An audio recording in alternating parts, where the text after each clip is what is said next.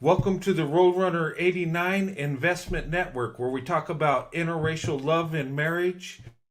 Hope you enjoy. Swirl to investment.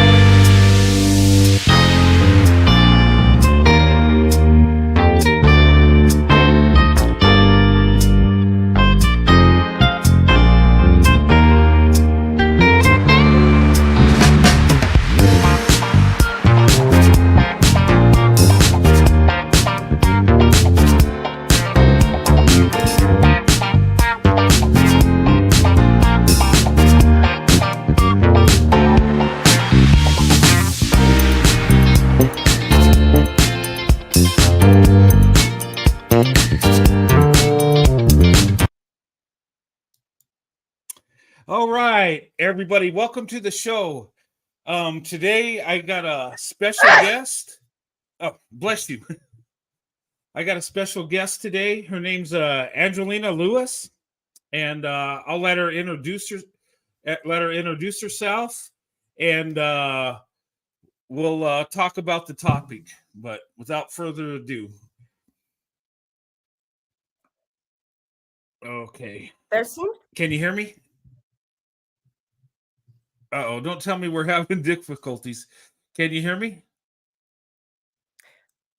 Uh, can you hear me? I can hear two of you. This is the issue. Oh, I can now hear two of okay. you. Okay. Close out your YouTube. If you got it on YouTube also. All right, okay. Close out. Got you. Okay. Yeah. You got it? Okay. Can you hear two of me? It's good on my end.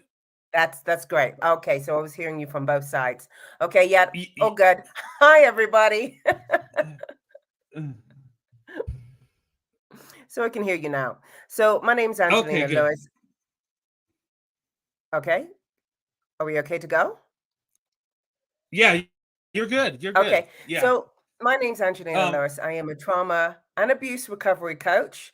I'm also the founder of the Live and More Academy, a company dedicated to helping women to recover from the abuse or a toxic dynamic and the trauma of that. So that's me in a nutshell. Okay. All right. Today I invited her to come over, asked her to come over to the channel and talk a little bit. We had a discussion and we were talking about red flags, when dating. Of course, anytime you date in a relationship, as people, we are flawed because we're human beings. Some are toxic, some are good people. But we need to look for red flags. And today we're going to specify interracial dating, okay? Because sometimes we don't look for the red flags because sometimes we think we get with this certain group, we're going to have a better relationship, a better opportunity, and it's going to be better, right? And I've been guilty of this too. Today we're seeing Black women, white men doing very well in relationships. Okay, they're leading the way in America right now, and that's a beautiful thing. Being that marriage rates are down, and having problems with that, but there are red flags. And look, I'm guilty of it.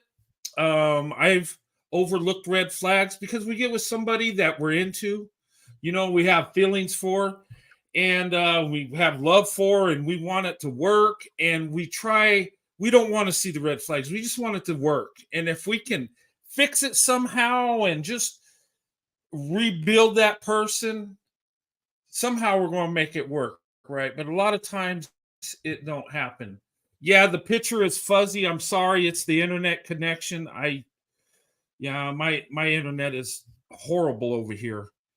We only got one choice to choose from for internet. We're in a new housing area, so I apologize for the quality of video. Okay, guys, I'm sorry. It seems like at night it works better. I guess less people on there. But anyway, there's always red flags, and we got to be aware of this. You should have the same standards no matter who you're dating, and and look for those red flags. you know. Um, I, and yeah, go ahead. I think what you said about expecting it to be different, I think there's another element to that where a lot of the time we make exceptions because we don't understand the culture on the other side. So we'll Mm-hmm. say that, oh, maybe it's a cultural difference because he's white and I'm black. So maybe that's why he's done X, Y, and Z, as opposed to it being a red flag, right? And in those ways, we Yes. can end up lowering our standards as well, right? So sometimes it's not just because we think it's going to be better, but sometimes we make excuses for their behavior because we think it's coming from a different place. That's not a red flag Mm-hmm. when actually it's coming from that exact red flag place. Right? We can do that too, Yeah. I think. Yeah. I I agree too, and sometimes we'll excuse it because of that. Oh, well, they're different. It's maybe I'm not seeing it the way I think I'm seeing it. Usually, your Ex- gut instinct is the best. Usually, if you don't feel right, it uh, 9 times out of 10, it's not right. Um, exactly. and and and going into a cultural thing, I've seen black women say, okay, he's a white guy, it's going to be better. He's more stable, he's more this, more that. But it can be just toxic or, Yeah. whatever the man is, and vice versa. I've seen black women doing amazing things in my life. And I always thought that's the best woman to be around. She's the most loving.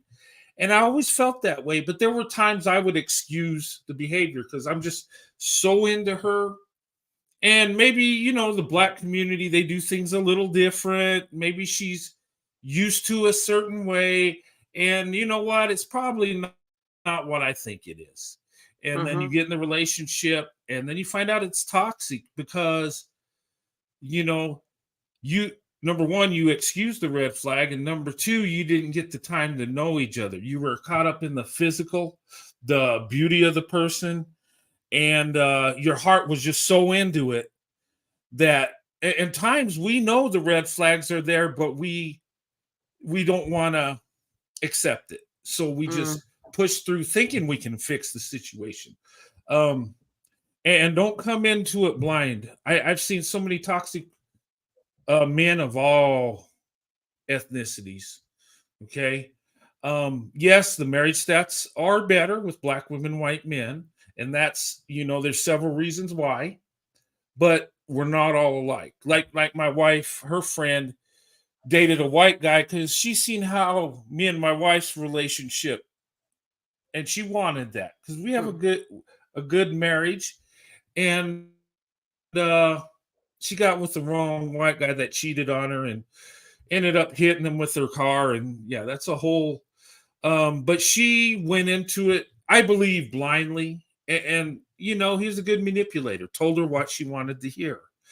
Just because they say what you want to hear does not mean they're going to do what they say they're going to do. Hmm. People can lie, and Ex- people do manipulate you, and and here's a good point, being that we got social media, we see things that are happening. There are white men and non-black men out there that see that black women are upset with black men, and they want to be married, have a relationship, they want the traditional life. And some guys, to get access to you, will tell you, hey, I want that too, and he might not even want that. Okay, I'm not trying to scare exactly. nobody. Okay, there are a lot of good men out there, but you got to be careful. And same for the men. She might be exploiting you too. I mean, it does go both ways on that. I would say men are more commonly exploiting women than the other way around. Men are usually more abusive, but you can get that the other way too. In fact, I've been in an abusive relationship before I married my wife, and it wasn't good. Now, I never. I know you guys have heard my story, but to put a long story short, this woman had anger issues. She reacted on impulse and would actually lay hands on me, hit me. And as a man, I was trained not to hit women, so I didn't return. I didn't hit her back. Mm, But a lot of men in today's society would have beat the crap out of it, which that's mm, not the right thing to do. But I had to take that abuse till I could get out of there. Now, mm.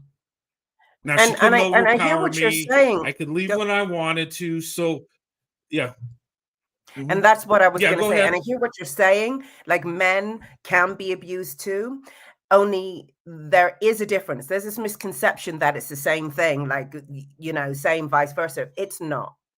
When a woman gets abused, there's a level of vulnerability that doesn't exist with a guy. Like a guy, like you said, you have the Yes, choice to leave. You have the choice to get out. Maybe not leave because the trauma bond works both ways, right? But you have the choice to get away from the yes, danger yes, as it's happening because you're a man, because you're stronger, because you're more powerful. Women don't have that same power within when it's actually happening, yes, when they're actually physically getting attacked. So there's a level of trauma that exists with a woman being abused by a man that doesn't exist with a man being abused by a woman, right? So hmm yeah, yes, men and women can both be abused, but the effects of that abuse are slightly different because of the difference in the dynamic, yes, I'd and say. that is right.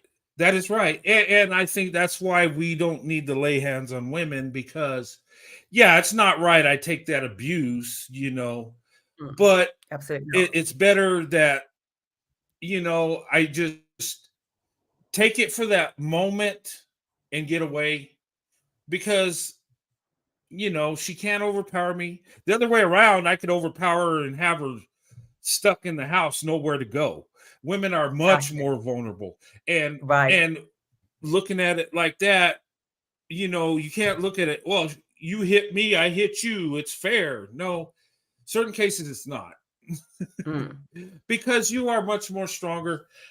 If I would have laid hands on her, God only knows what I could have done to her.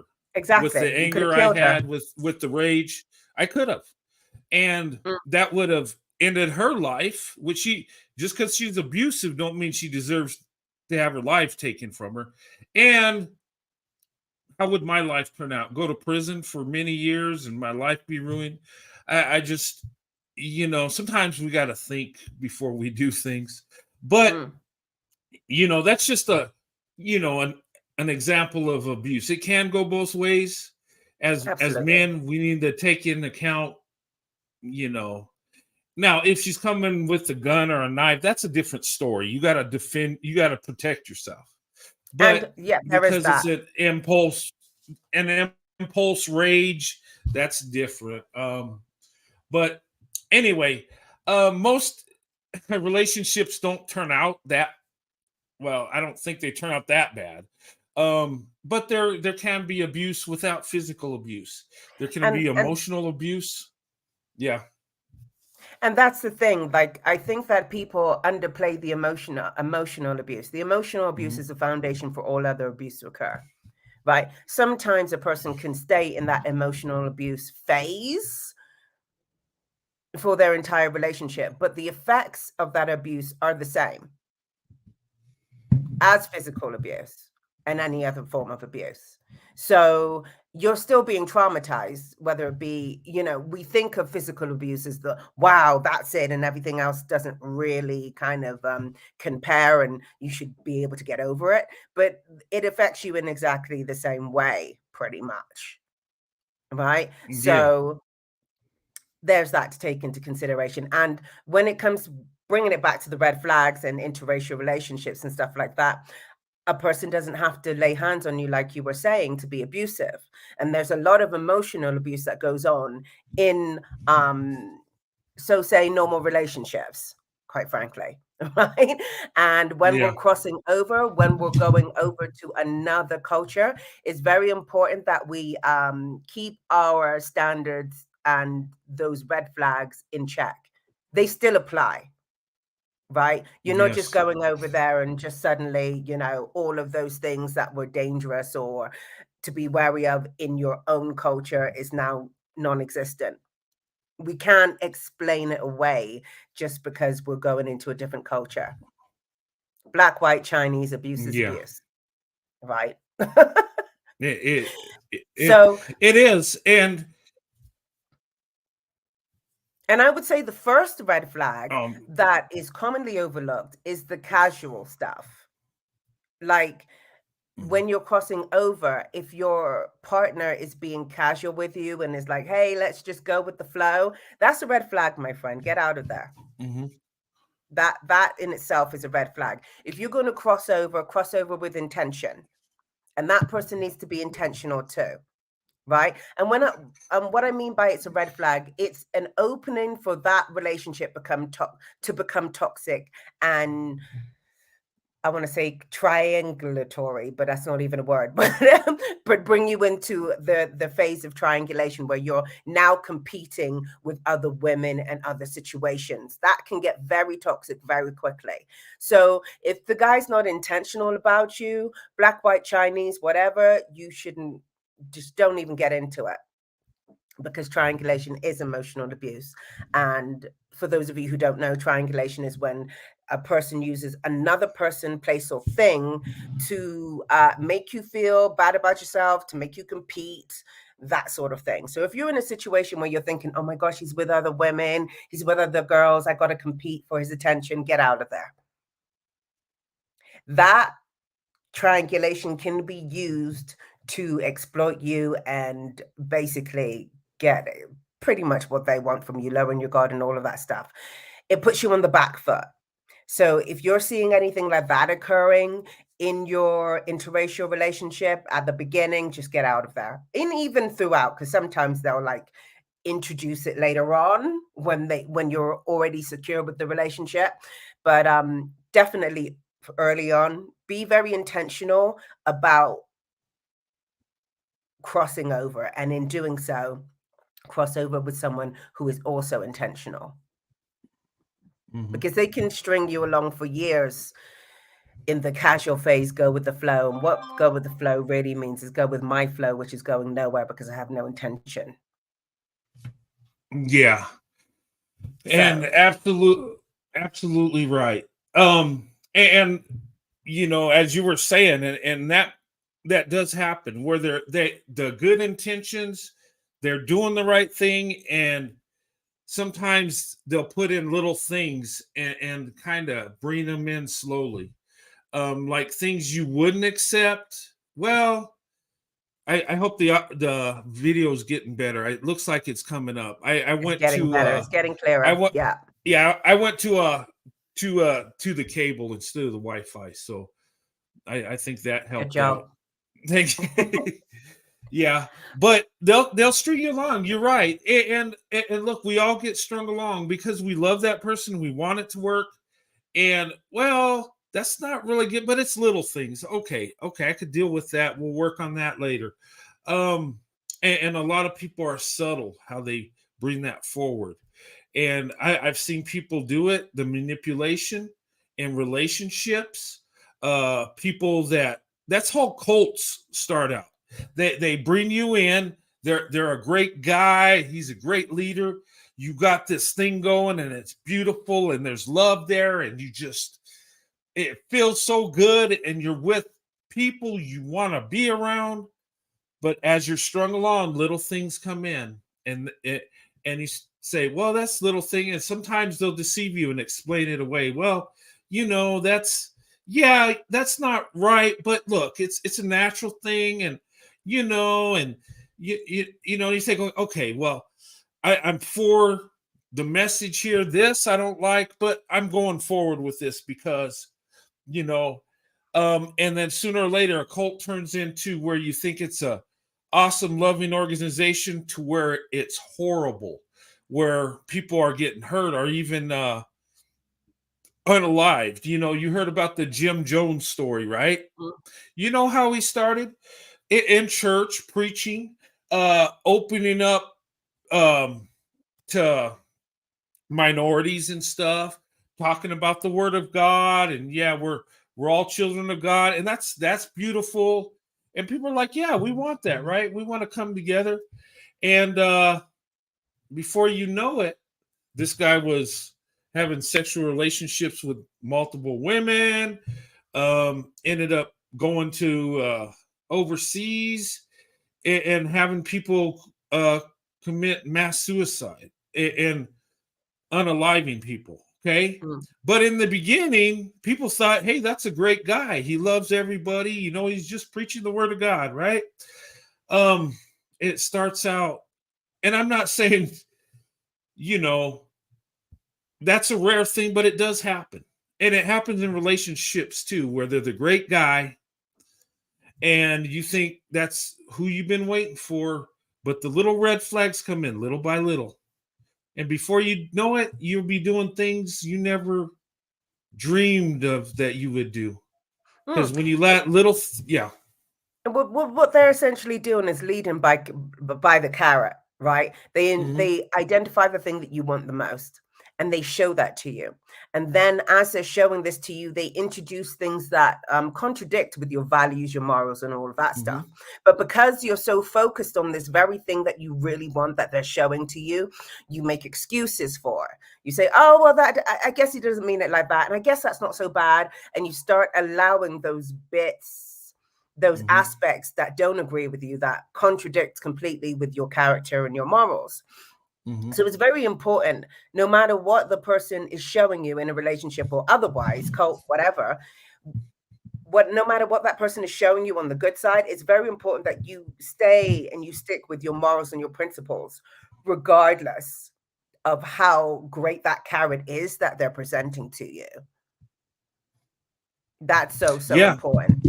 That in itself will save you from a lot of stuff. If you're just able to go, yeah, I don't agree with that. That conflicts with me. So I'm going to have to leave this situation, even though that carrot is beautiful and gorgeous and looks amazing. I'm going to have to say no, because now what you're introducing doesn't align with me. Yes, I could get this great thing here, but I also have to sacrifice my principles and my morals in order to get this great thing. Anything worth it shouldn't come at that cost, right? So I think that's a really important thing to note. Yeah. And two, a lot of times when you sacrifice the little things, they turn into big things. And Absolutely. when you thought that was the one, it turns out that wasn't the one at all. People are very good at manipulation. They're very good at deception and slowly bringing in the toxicity, slowly getting you where they want you. And like I said, like Angelina was saying, they got that carrot, that thing you really want. Okay. And we see this in relationships where there's some women out there that will accept many things after years of going through that. They really want the husband, the family. And I've seen it where the woman puts up with the man cheating just so she can have him. Or, you know what? It gets that crazy. Well, okay? What they do in those types of situations. Sorry, go ahead. No, go ahead. No, I was going to say what they do in those types of situations is they speak a good game, but they just don't follow through.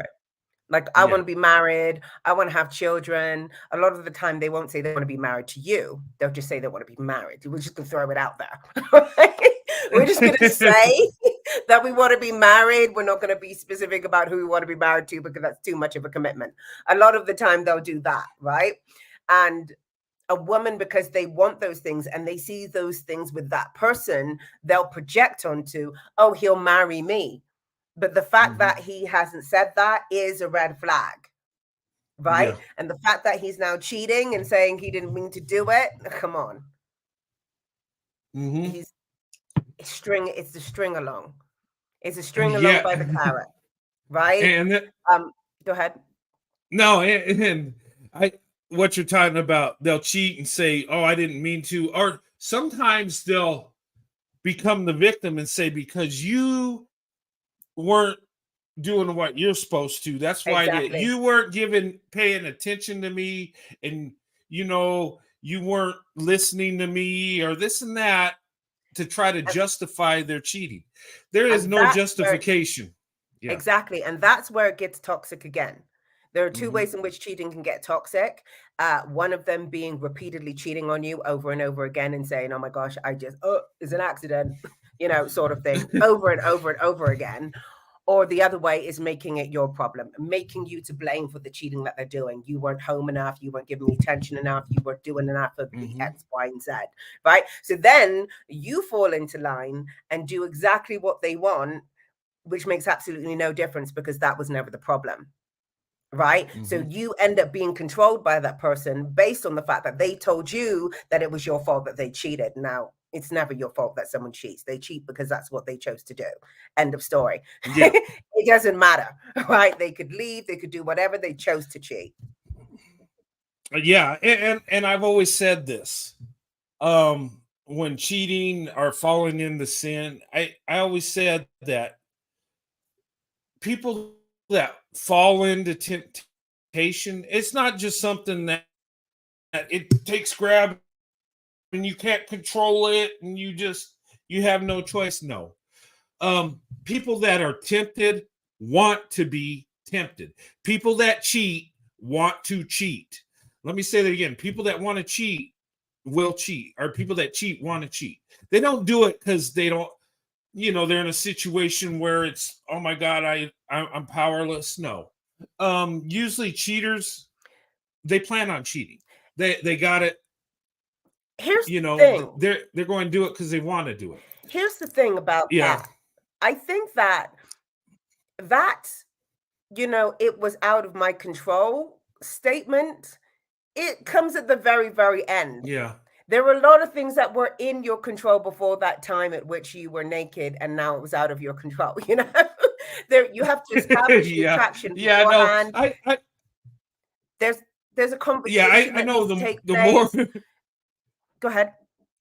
Yeah, no, you're right. The more you go into it, the harder it is to get out of, because when cheaters cheat, think about it. You have to have a relationship to get to that cheating moment. It could be starting out as friendship, to where you like that person when you establish that friendship, and you knew that person liked you when you established that friendship, which is why you established a friendship. You see, that's already too much. You've already gone too far. But you could still get out of that and say, wait a minute, I'm having too much feelings. Look, I'm married. I need to get away from this and break it off. Okay, well, you shouldn't have established it in the first place. Well, you shouldn't you found that person attractive. So now, why are you establishing a friendship with this person that you find attractive? You're already considering cheating. Yeah, no, I get it, but I mean, there is a possibility to break out of it. That's true. But the more you go into it, the harder it is. Because once you get naked with that person, then okay, you're pretty much done at that point. You went too far. It's done. There's no looking back, and you're just going to have to face the consequences. And let's not forget that even establishing that friendship with that person that you find attractive is emotionally cheating. So you've been cheating. You just got physical about it. It is. Yes. But it's all cheating. Right? Yeah. When you have affection for another woman and you spend time with her in your friendship, then your wife's not getting the emotional connection that you're supposed to be giving to her. It's going to someone else. And same thing with women, with another man. But even if you I get it. You shouldn't even.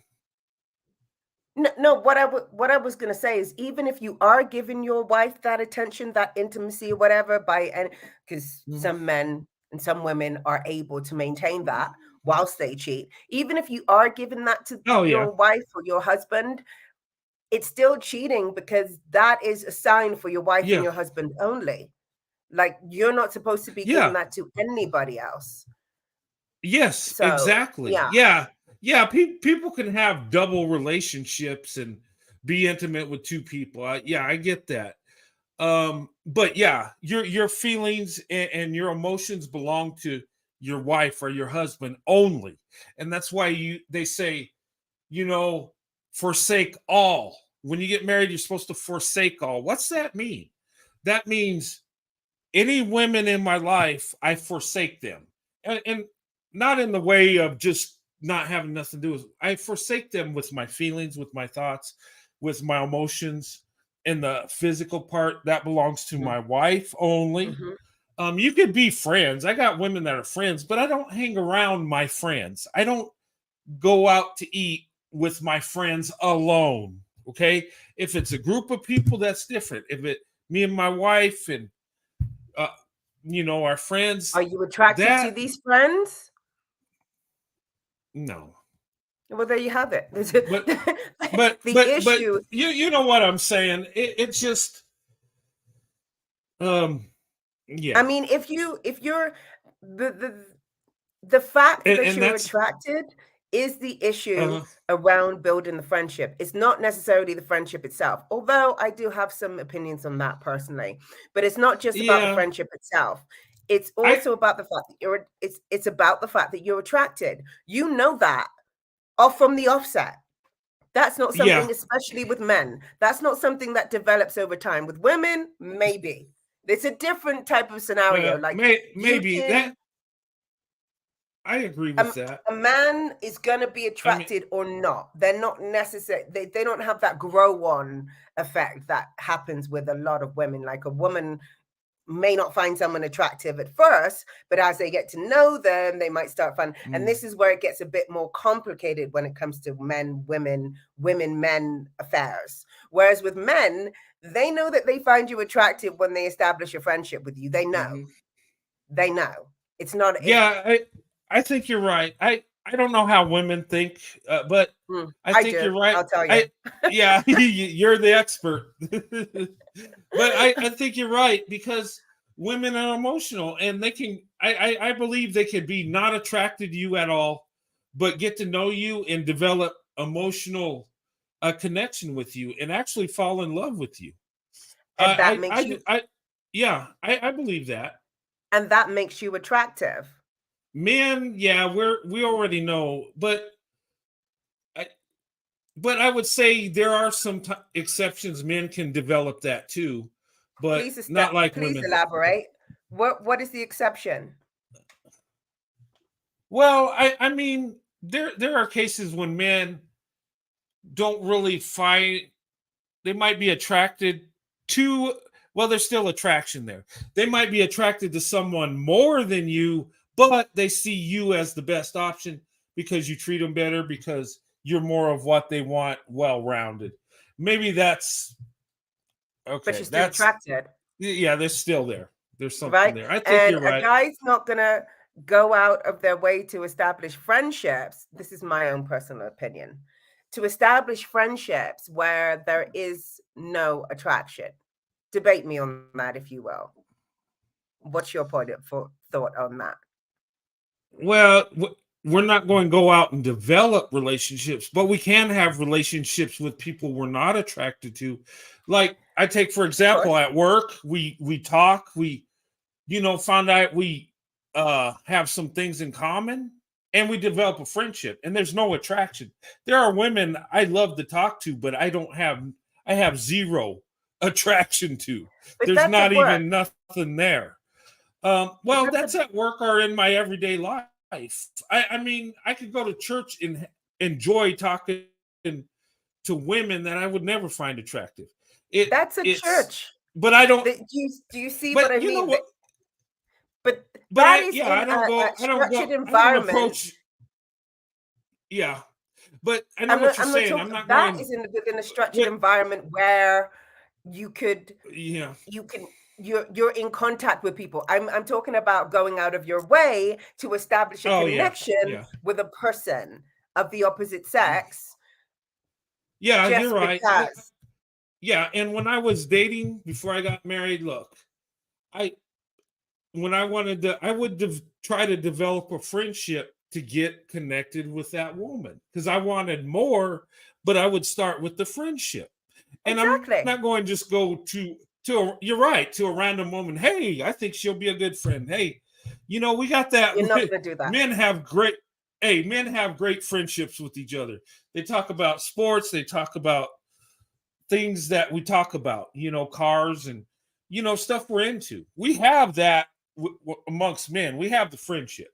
Now, women, it's different. Now, we can be good friends with women, but you're right. It's not one of those things, hey, I want to make friends with these women out here. It really don't go that way. You're right. Exactly. Um, You it, were at work. You've been talking and developing a relationship because yeah, this is work, and you made a friendship. That's different from, hey, I'm going to yes. go out of my way to build a friendship with the Yeah, woman in right. Walmart who I do not find attractive at all. Absolute nonsense. That men do, it's that's not going to happen. They're not going to do that. I don't Yeah. think. I don't think so either. Maybe there's an exception somewhere. Maybe there's an Um, exception somewhere. I don't know. I don't know. Just unless you just want a friend and hey, there's somebody there. I don't know. Yeah, But yeah, you're right. they're going to turn to the guy friends. They're not going to, but yeah, back to the red flags. Let's go back to the red flags because we went on a really Oh, huge tangent there yeah, about cheating and men and women and how yeah, they're different, but which has been great. but but that's a red flag. Of course, that's an extreme red flag. But when we could see red flags that will lead to cheating. How is this guy with other women? Is he? How does he react around other women?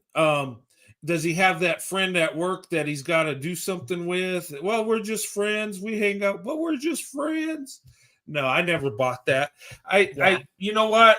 Men and women both. You don't just have friends of the opposite sex that you got to spend time with when you're married or No. in a relationship. That's the biggest red flag ever. Oh, well, we're not doing nothing. We're just friends.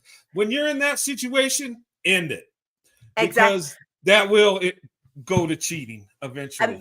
And that's my thing. It's like, and Mhm, that's my issue around like male to female mhm. friendships outside of the relationship. Because Yes. here's the thing, that person is supposed to be your best friend. Hmm. Yep. And as a female, I am now, what's the word? Providing that feminine energy as a Hmm. best friend. Yes. Why do you need another one? I'm just confused. Right? Exactly.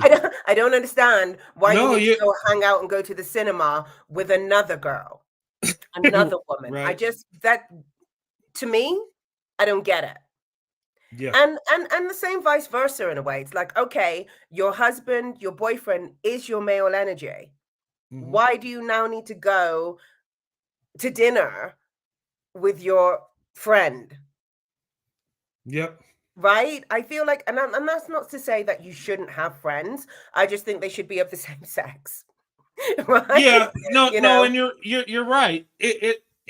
There's there I you're mean, you can right. have acquaintances of women or men that you say hi. Yeah, that's a friend of mine. But you're going to create distance once you get into a serious, committed relationship Exactly. with those Yeah. people. That's my point. It's not like, oh my gosh, tumbleweeds, you'll never speak to those people ever again. You say hi, but there should be Yeah, some boundaries now because you're in a yes. committed relationship with Hmm. the best, with your best friend. Right. And if it's not your best friend, then Exactly. you should keep on looking because what are we Yes. doing? Oh, Right. yes. It's like, Yes. Yes, that's the way because that I see that. and you're right, because the best friend, that's someone you want to be around, not just for the intimacy, but just you just love being around that person. Me and my Exactly. wife, I love my wife. I love spending time with my wife. I love going places with my wife. I like watching TV with my wife. I Mhm. like and there's that friendship there.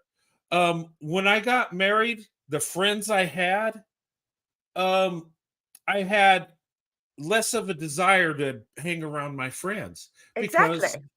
I have my wife now. That's my best friend. Now, I didn't just discard my friends, but I didn't hang No, around that's my never a good friends as idea. much. Mm. Yeah, I didn't hang around them as much. I had my life going on. Um, but my wife's number one now. And that's a thing. Um, but yeah, that can be a red flag. Look, you're exclusive with each other, and that's it. There was I read something somewhere where this woman was I guess in a lawsuit. I think it was a divorce thing, but she was suing, I guess, another woman or something because she was getting affection from her husband and some kind of violation. Because marriage, when you talk about marriage, you belong to each other. You make a commitment to be with only that one person, right? And that means your emotional connection, and there was something in there, a lawsuit in that, and actually they could sue on that. I didn't know that. I didn't. But that is violating the marriage vows, and I could see. Wait a minute. What were they suing for? Rewind. Tell me, what were they suing about? Well, it was because I guess this guy was spending more time with another woman, and it was like in a divorce court case, and that was one of the issues because his affection was going to her, which didn't belong to her because they're legally married. This was way back in the day. I don't know if that would hold water in a court case today. Now, adultery would, yes. That's but it's a form of adultery, right? It to is. give your emotional attention and your emotional energy And, elsewhere. and that's where they viewed it because the other woman had his affection. Okay. And it didn't belong to her because she was married to him, not her. And I don't know in today's world if that would hold water in court. They'd probably like, yeah, whatever. But adultery would, because both are violations. That is a form of adultery. Even though you're not physically engaged in a sexual situation, you're giving your emotions. You're actually giving your love to that woman emotionally, right? So I could see. I'd have to look that up because my wife showed me that, and I was like, wow. But that is right. I mean, when you look at the morals of a marriage and what it's about, that is a violation. The Bible says you have desire for another woman, you're committing adultery. Just thinking in your head about the desires of another woman. Yeah, that's wrong. Even though you're not acting it out, but having those desires a lot of times lead to cheating because people will try to live out that fantasy and might end up getting there. And then, absolutely. Another red flag for me would be the role reversal. Yeah. Oh, yes. Who's the head of the house now? Right. Go ahead. And I see this role reversal a lot. I see it a lot in the Black community when the woman's making more money, paying more of the bills. It's kind of like a role reversal. She's providing now. And he might provide some, but she's overall the breadwinner. And that's not all cases, but I do see that happening, popping up. That's a red flag. And I think in society still, men, we have more opportunity than women. We just do. Well, it brings up that case with Jody and the other lady who got married and now they're divorcing. What's his name? Jody and what's the lady's name? The Black woman. Dang, I'm trying to think. I can't remember her name. What is her name? She was in that James Bond movie, wasn't she? Isn't she a model? Yeah. Yeah, bear with me a moment. Let me get the name up. Yeah, that's the one that proposed to him. Yes. Yeah. That to me is a red flag. And I just like, and that is my point, because it's like, well, okay, yeah, British actress and model. She doesn't, her name's not up here though. Jodie Turner-Smith. Oh, maybe that's her, Jodie Turner-Smith. And and Joshua Jackson. So her name is Jodie Turner.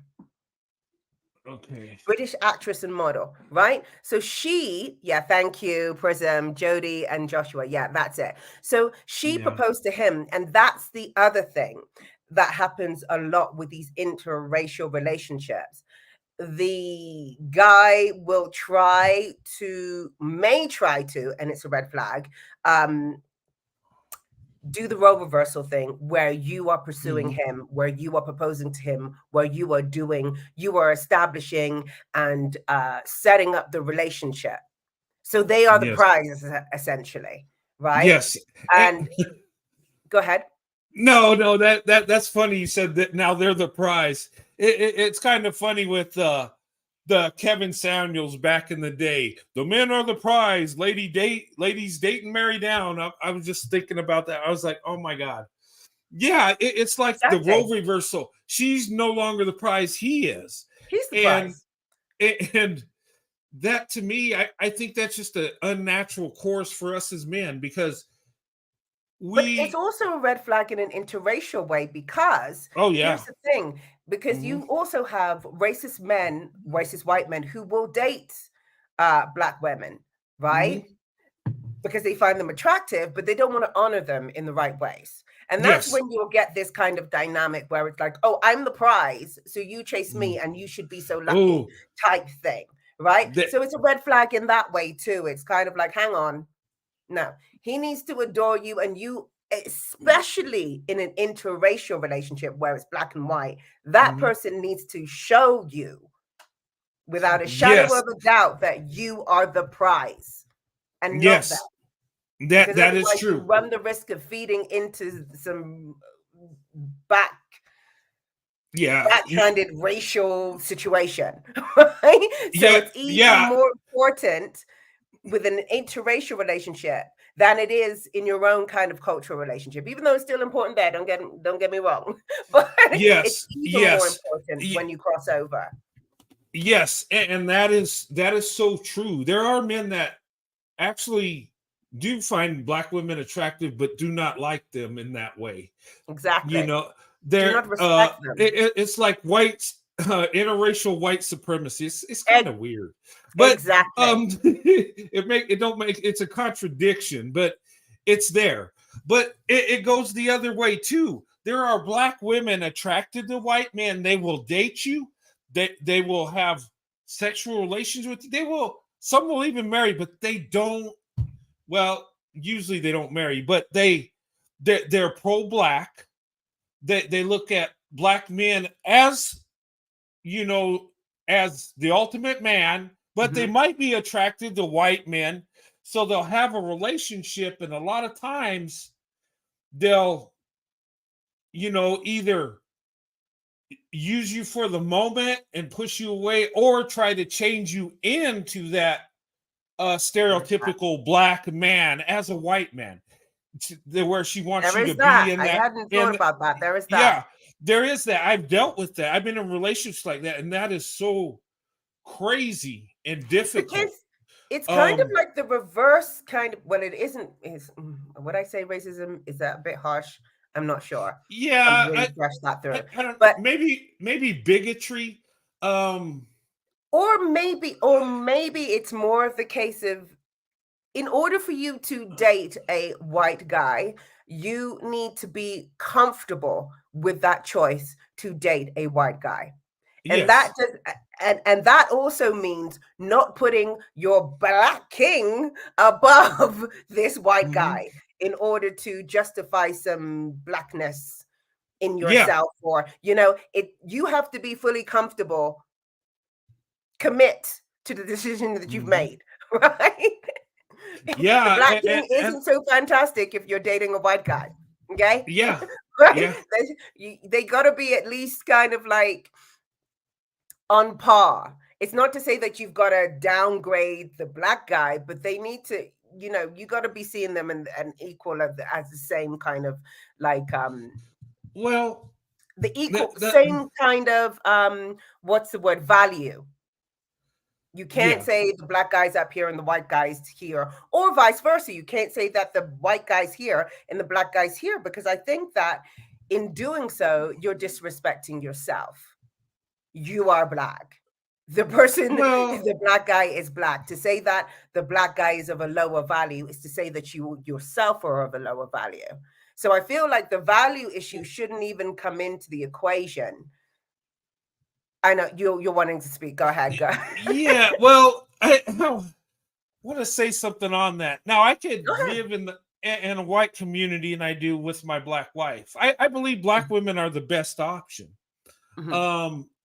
And that's how I feel. That's who I wanted to be with. I can't take Okay. You white believe women and say they're okay as people. Yeah, we're all people. Um, in that sense of value, yeah, we're humans. We should be treated with love and respect. But when it comes to women, I believe they're the better choice. yeah, Hey, for you. That is eh, the best choice for you. That's not to say that mhm. white women are trash. You're not saying white women are. Did you No, see the I don't difference say there? I don't. You're Yeah, I saying don't that the say they're black. trash. No, no, No, but no. that's Yeah, what in okay. reverse, what I think I know happens what you're in a lot saying. of Okay. situations is a black woman will Yes. go to a white guy and be like, the black guy is trash. And it's like, well, no, sweetheart, that's not how Mhm, that works. This white guy is the best choice for you. That's mhm, that's it. We don't have to trash our own in order to cross over and be with someone and love mhm. that person. Right? I feel like that itself is a bit of an issue when we do that. Either way. Yeah. Whew. No, I know what you're saying. You know, it's Yeah, not about you but saying that you prefer black. Go ahead. yeah, but then again, I could say, well, and then I could say one's a better choice, not just for me, but in the collective, according to the statistics, according to the success rates. I don't think But there's then anything we're wrong veering with out of that. preference. Go ahead. But yeah, I mean But that. then we're veering out of preference. To say that the black woman is a better choice for you is a preference of yours, right? And a thing comes up for a lot of black women But when it's black men talk about the preference of the white woman uh whilst slagging off the black woman, yeah. right? And that is where the contention lies. It isn't in the fact that you have a preference. It's in the fact that whilst you're having this preference, you're literally stomping on black women in general, right? You're not doing that when you say that, you're the black women are the right choice for you. You're not even doing that when you bring up statistics.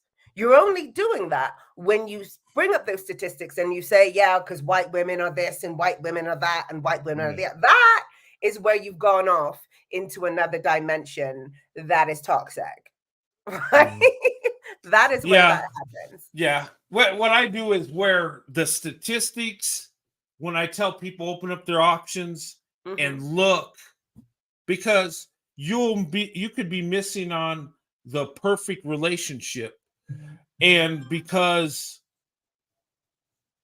you're stuck in doing what everybody else does.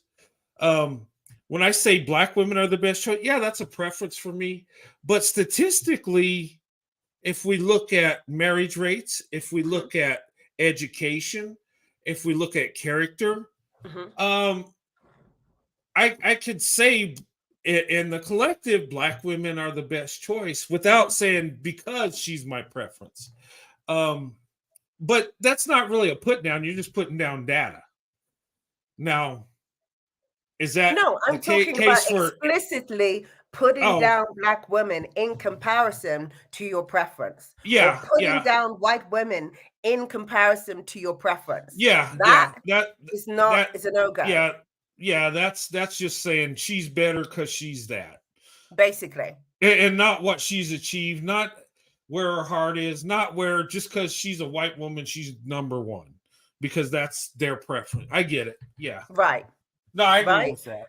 Yeah. The next red Oh. flag I would say, so we have like keeping it casual, go with the flow type white guy. Mhm. Don't don't go with his flow. Yeah, don't. Don't do it. The reversal guy, the I am the prize guy, don't go for him either. the prize guy.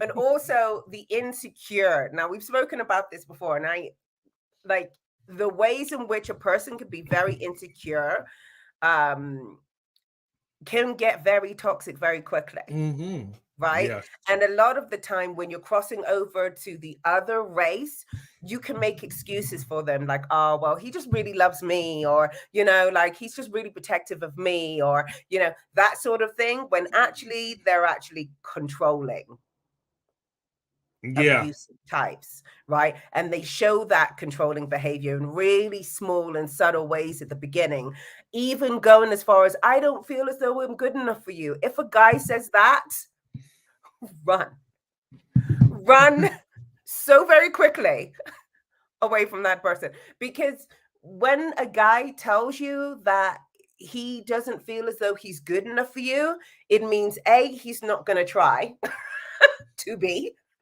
right? Mm-hmm. He's not going to try to be good enough for you. He's just going to be wherever he is. And B, he's feeling intimidated by you. Because there are people, don't get me wrong, there are men that don't feel good enough for their partners when they meet them. I've had friends who have said that to me, like, wow, this woman is so amazing. I don't feel good enough for this person. And you know what they did? They took themselves to counseling. They upped their game and they made themselves level up so that they could be on par with that person. The insecurity itself is not the issue. It's the fact that they're not doing anything around that. Like, you can't just say to someone, I don't feel good enough for you. Because what this is usually is a red flag that they are going to dish you dirt, and they want you to like it so that they can feel better about themselves. That is usually what that means, right? So it's okay. So it's like a guilt trip. Look, I'm not good enough for you. Good enough for and then you. You're like, oh yeah, you are. Deserve it's much okay. Better. Worse. You deserve much better than me. Not, I'm gonna level up and be what you deserve. You deserve much better than me. Meaning, I am priming you to dish out dirt. That is basically what that usually turns into. Yeah. Right? A man having a conversation with himself and being like, wow, I just don't even feel like I'm good enough for this woman, is different from them coming out and telling you that they don't feel good enough for you. Like, you deserve better than them. Now, if he's doing what he's supposed to and says, well, you're better than I ever deserved. Because I say that about my wife. She's more of a blessing than I deserve. But I don't use it in a guilt thing. I just, I'm just telling like it is how I believe. Now, we've been married several years, but you might say your wife is better than you deserve, but you're also breaking your back to give her everything that she needs. Everything that she needs and wants and everything. Those two match up very nicely, right? Your motivation is the fact that she's so amazing, just like the guy I was talking about, who took himself to counseling and was like, his motivation was that she was so amazing, he needs to catch up and he needs to do everything he possibly can, including address his own mental health so that he could be with this woman. That's different. Yeah. Right? Yeah. A lot of the time with these toxic guys, they're not doing that. They're just telling you that you deserve better and then doing the absolute opposite. And then being like, oh, I know I messed up. You deserve so much better again. Rinse and repeat. Like, if a guy tells you you deserve better, believe him. Believe him. And say, you know what? Yeah, you messed up. I do deserve better. Have a good right? life. Exactly. Believe him. Basically. Right? Yeah. Because if you are of such fantastic and amazing value, how did he mess up in the first place? Please explain it to me. Yeah. I would like you to explain that to me. He sees you with such great value and admiration and love and affection that he messed up and slept with someone else. How did that happen? Well, he's lying, because to him you weren't that valuable. If someone cheats, they don't look. They don't really value you, because if they valued you, they would not go there. If they're disrespecting you, they don't value you. If they're Yeah. a lot of the time, my Italian guy, who's obviously Italian and white, he's a white Italian, right? So Uh-huh. he would say X. So he would say things like that. He would be like, "Oh, and I don't deserve you," and he would also, in combination with that, be very controlling about and very jealous. Mm-hmm. Very jealous. Oh, This is another red that flag. Like, it is. Oh, that's a good one. Yes. being jealous of people around you, it's a very, and a lot of people will say, well, Italians, they're fiery, they're this, they're not all, but he was also very controlling. Very, very, very controlling. I mean, we'd meet for dinner and I'd dress up for him because obviously you want to look great. And he'd ask me Yes. who I was with before him. Like, insane. Like, he just Wow. make up stories and situations in his own mind about what I was doing because of his own jealousy. Red flag, ladies. It's not because he loves you so much. It's not because he cares for you that much. It's because he's literally a control freak. He would later go on to and he would introduce stories of his ex cheating on him, to explain why I couldn't sit around other men.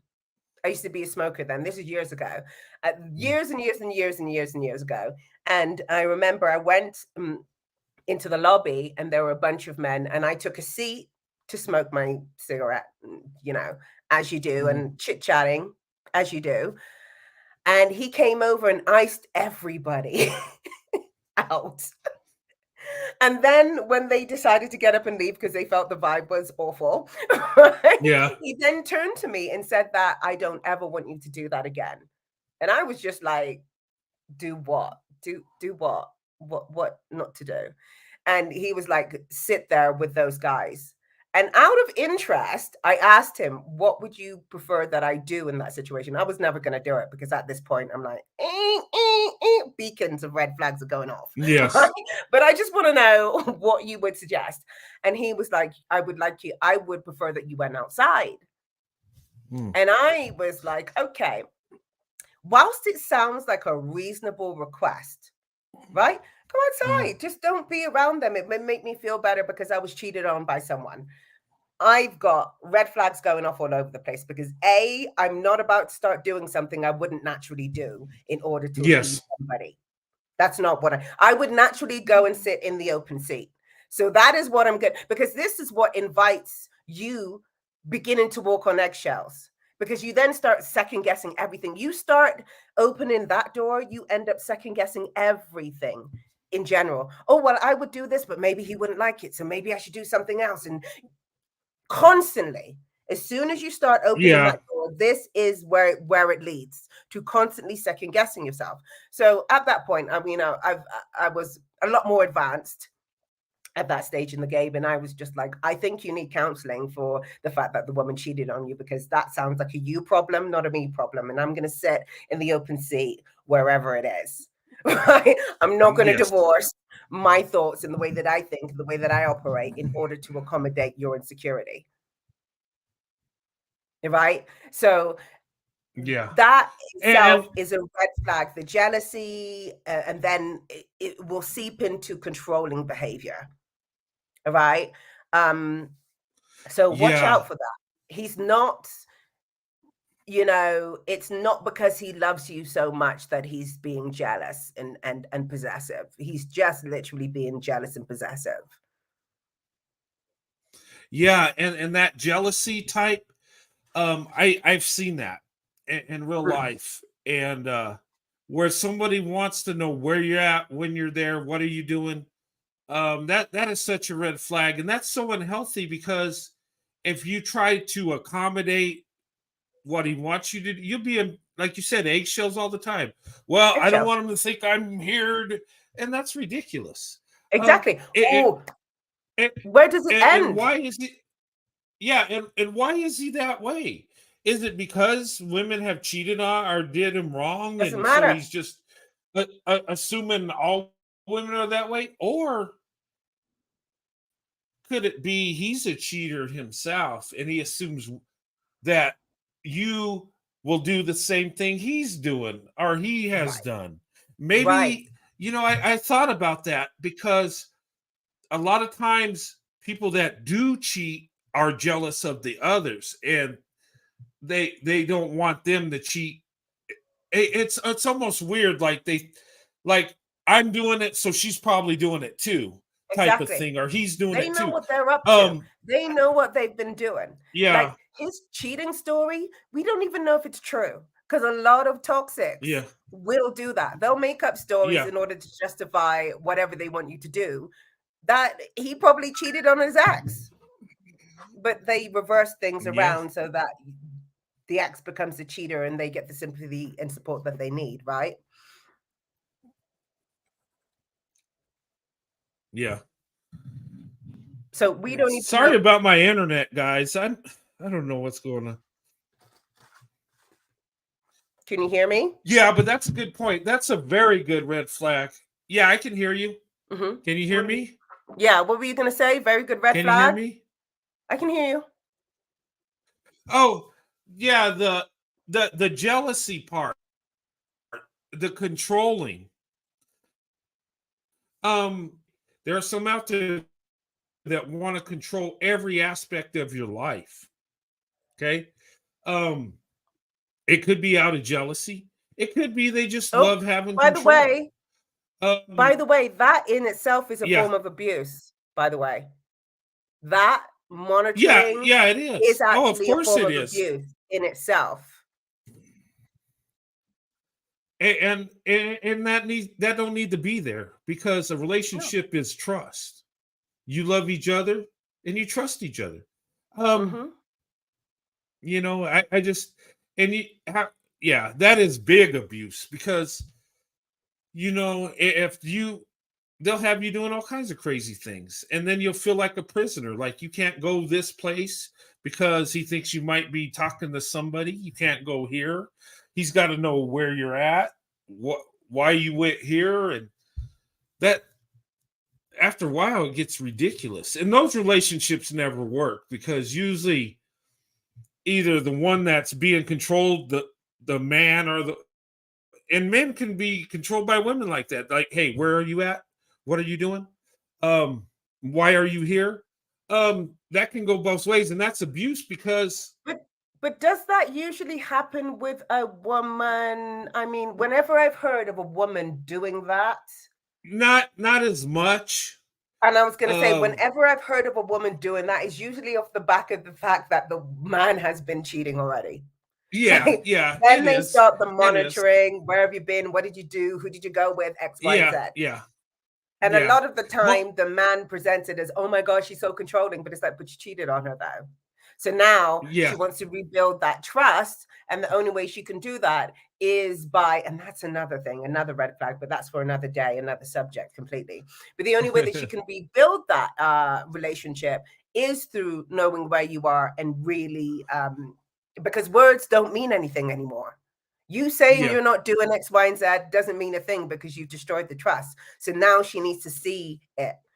So I feel that that's yeah, what's happening a lot of the time when women do it. Not all the time, not 100% of the time, but most of the yeah. But time. most of That's the where that time, comes yeah. from.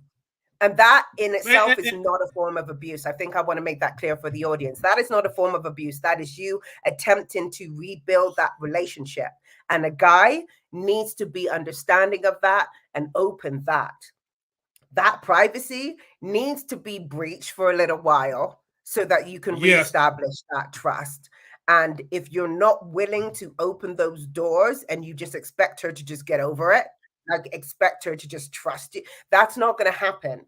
And rightly so, quite frankly. So I just wanted to clear that up because I don't want yeah. people in the audience who have been cheated on, who have operated in that way to feel as though, oh my gosh, I was being abusive. That's a completely different scenario No, and which yeah, that's a whole different thing. mm, If as a man you cheat and she forgives you, you got to understand that you better tell her where you're at. You better comply with that because you already broke the trust, and mm, she don't have to take you back. In fact, I would look. when it comes to that, cheating, adultery, I say once you do it, my advice is just cut it off. Because at that point they already, just did the most. I think the most disrespectful thing you could do to somebody is cheating on them when you're in a marriage or a relationship. That's the most disrespectful thing you could do, besides unaliving them or R-ing them. But that is so disrespectful. You've taken something. Well, I mean, at that point, do you really love her to go to that? Or a woman, if a woman cheats, do you really love who you're with? And why are you in that relationship? And I it's don't so know. hard. I feel like cheating is one of. Go ahead. No, but I was going to say, I think that is something that it's hard to forgive on. That's something you're scarred. You always know they did that to you. How could you get over it? For me, I couldn't. I'd have to break it up. Look, you know what I mean? And some people can say, okay, I forgive and work it out. I couldn't. I just think a lot of times people that are cheaters, they're always cheaters. Not to say you can't. I don't agree. Not okay. I don't. I mean, I've experienced someone cheating on me, and I hear what you're saying. I feel like it should be a one-time not to deal say only. you. Yeah, I don't. Yeah, I'm not saying it can't be fixed or you can't correct it. I'm just saying. I don't know. There's just so much emotion there. There's just so much hurt and so much disrespect. I feel like to be honest, I don't think I can see it from both sides of the coin, right? I can see it from both sides. So I wouldn't I feel like when a man cheats on you, because I can only say it from a female point of view, maybe it's disrespect from a male's point of view, because a male, yeah, it is disrespectful from a man's point of view, but from a female's point of view, there are other things that I think go into play. But I feel like the emotional tax, the emotional I don't know what the word is. The emotional struggle that you have to go through in order to forgive that person and really rebuild that relationship, it needs to be a really good relationship in the first place to even consider putting yourself through it. And that's from someone who's put themselves through it, right? I think looking back, I was young. I was like 16 years old. It was, a different time, a different person, right? But I would not have done the same thing that I did then, knowing what I knew, because I didn't know what the tax would be. Because I thought, we could just get over it and work past it. No, that's not what happens. There's a huge period in which you have to rebuild your relationship and rebuild that insecurity within yourself whilst in that relationship, that go hand in hand. That isn't really worth it unless, to be honest, that you're married.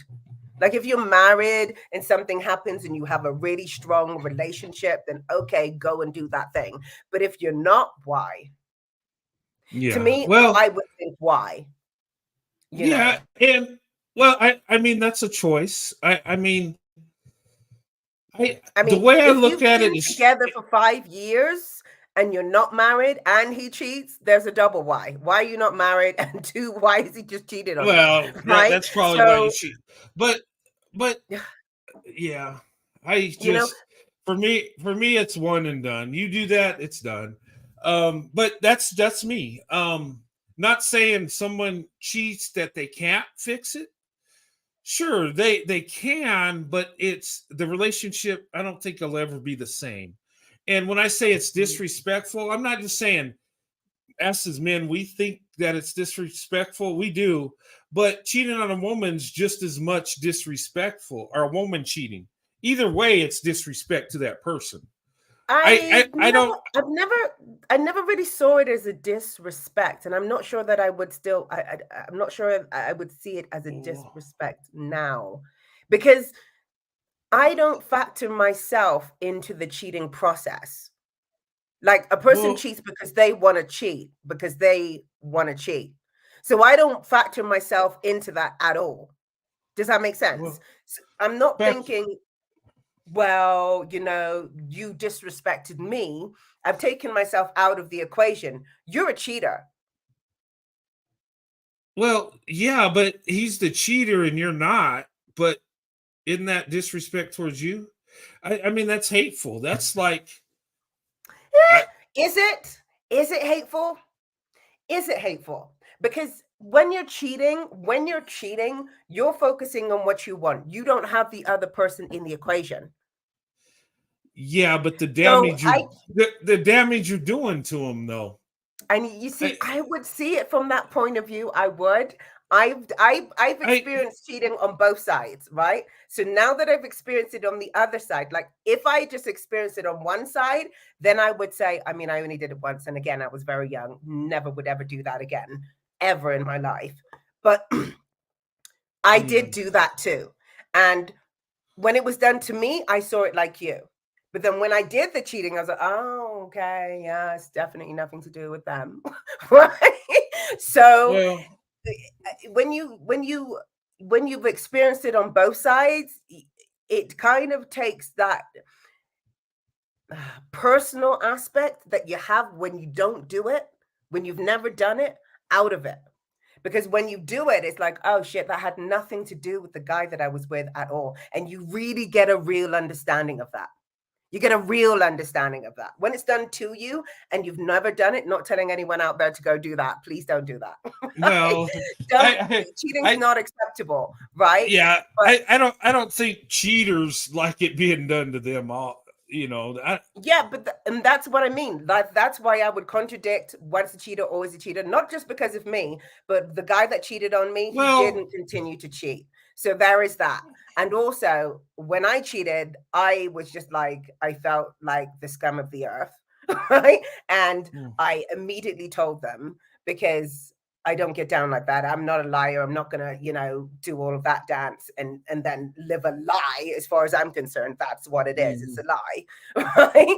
As of that yeah, point, right? And so I understood that it wasn't about him, and I never did that again, and I never did that again to anybody, yeah, right? But I was I was 19 at that. I was a kid, right? I didn't yeah. even understand the situation or anything like that. But my point is, so that's why I'm like, always a cheater on both sides. That's not me just defending myself. The partner that I was with who cheated on me didn't cheat after that point, right? Mm. So they can change. And for me, I never did it again, So not once a cheater, always a cheater. But I think that if you are Well, continually, I feel like if you continually cheat, it's abusive. Continually cheating is a constant abuse of trust. That's not acceptable.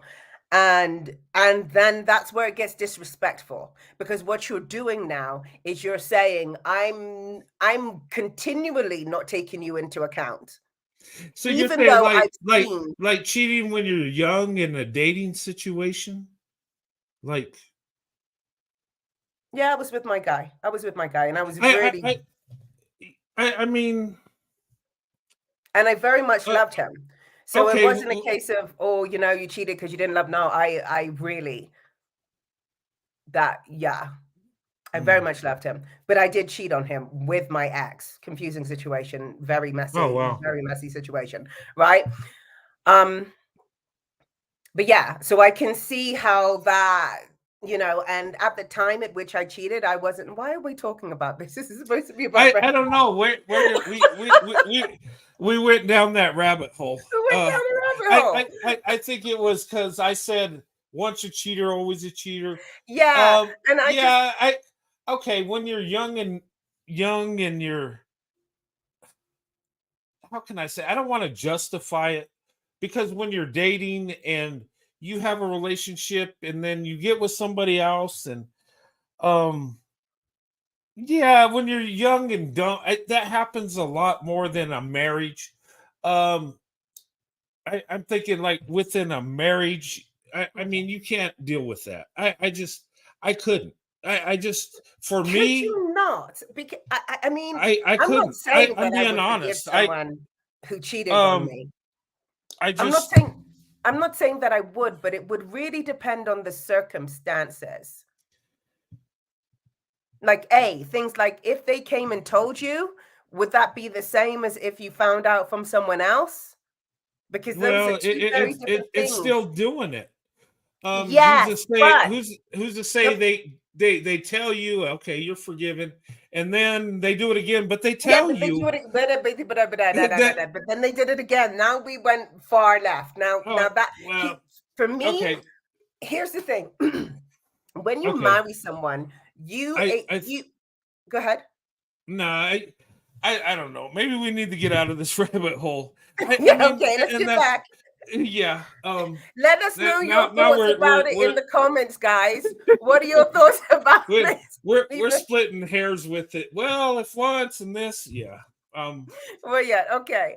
Let us know Um, your thoughts in the comments. What do you think? Do you forgive them if you're married, or do you discard them? You get rid of them because they cheated? him or her. I mean, Her or her? I don't think one's. It's just as bad whether it's the man or woman. I think. I don't think. Yeah, either way, Yeah, it's yeah. it's it's Um, not acceptable. yeah. All right, so But go ahead. I'm I sorry. was gonna say back to the red flags. Mhm. Went down the rabbit hole of my 19-year-old Oh, that's self. okay. Hey, I don't mind. It's all good. Um, Right. Um, so grooming is another one. mhm. So it's kind of like the I'm the prize type situation, but they groom you into it. So they're not saying that they are the prize. They're just triangulating you with other people to make you compete for them.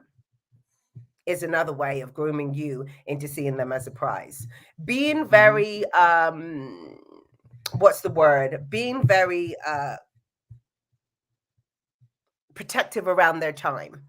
That's another red flag. If you're going over to the other side in an interracial relationship and they're saying that they don't have time for you or they need to do this and that, and they should be making time for you. They should be prioritizing you. They should be Mhm. making you a priority. And if that's not Yes. happening, that's in itself a red flag, because now what's going to happen is you end up competing for their attention. A lot of the time with triangulation, which is an emotionally abusive thing, by the way, Mm. they don't just use people, they can also use work to make you feel as though you need to compete. So again, if that person's not prioritizing you, isn't making space for you, isn't making you a priority in that crossover, you might want to cross over to somebody else. When you say crossover, I haven't heard that before. The interracial when you cross over to the other side. Well, it is a crossover. Like, I Well, mean, I know yeah. personally, Uh-huh. I started dating white people or people of other races Mhm. maybe 24 was the At first. 24? At Okay. 24 years old, I started kind of like branching out. But before that, it's a very different world, because before that, I didn't even notice white guys. Like you don't when you are not thinking about dating um other races, you don't see them in the Mm. spectrum of the sea of things. Like you kind of filter it out. You're looking for the black guy, you're looking for, so you can't, and you don't even notice that you're doing it. I didn't notice I was doing it until I started dating white guys and opening up, because then I started noticing more white guys. It's like, wow, where did they come from? They'd always been there. Yeah. They'd always been there. It's just that I wasn't, and I never noticed them looking at me. I never noticed them paying attention to me or anything like that, because I wasn't open to it. And that's another thing that I think should be considered as a black person. A lot of the time, you might not feel as though white people find you attractive or white men find you attractive because you're not open to it. Mm. Like you don't even notice that they're doing that, because it's background noise, right? Because you are that's so focused ooh, in one area. That was my experience until I was 24, and then the that's floodgates opened. interesting. That I think what you just said, I think that that's a barrier right there. How you Exactly. said you weren't open, so you didn't really see it. I Didn't see think a it. lot of black women, they're not really open to interracial relationships, and so they don't really notice the affection that white men or other groups of men might be showing them because they're not really thinking Isn't it? about it. And that's the same No. thing. That's the same thing with white men. A lot of times they don't approach black women not because they don't find them attractive. It's just that they're not open to it, not because they don't want to be. It's just not a thing. It's like in their everyday life, they live in their neighborhood. Um, they don't see people interracially dating like that, so they don't even think about it. And I And, think and, and I think that's why the approach, and a lot of times, white men, and I'll speak for myself, do not believe black women like us. And I let was me going to say explain. that. I know there's black women that like me. There's black women that love me, and Mm, through time, they've been there. But when I was dating, when I was young, I didn't really feel that way. I felt like I don't have a chance. When I approach, I'm going to look stupid. She's not going to be interested. She's going to kick me to the curb. With some black women, that happened, right? That's just life. But I found out that there's some that are interested. And when I finally had the courage, I found out I can date black women. Yes, there's some that love me. And you know what?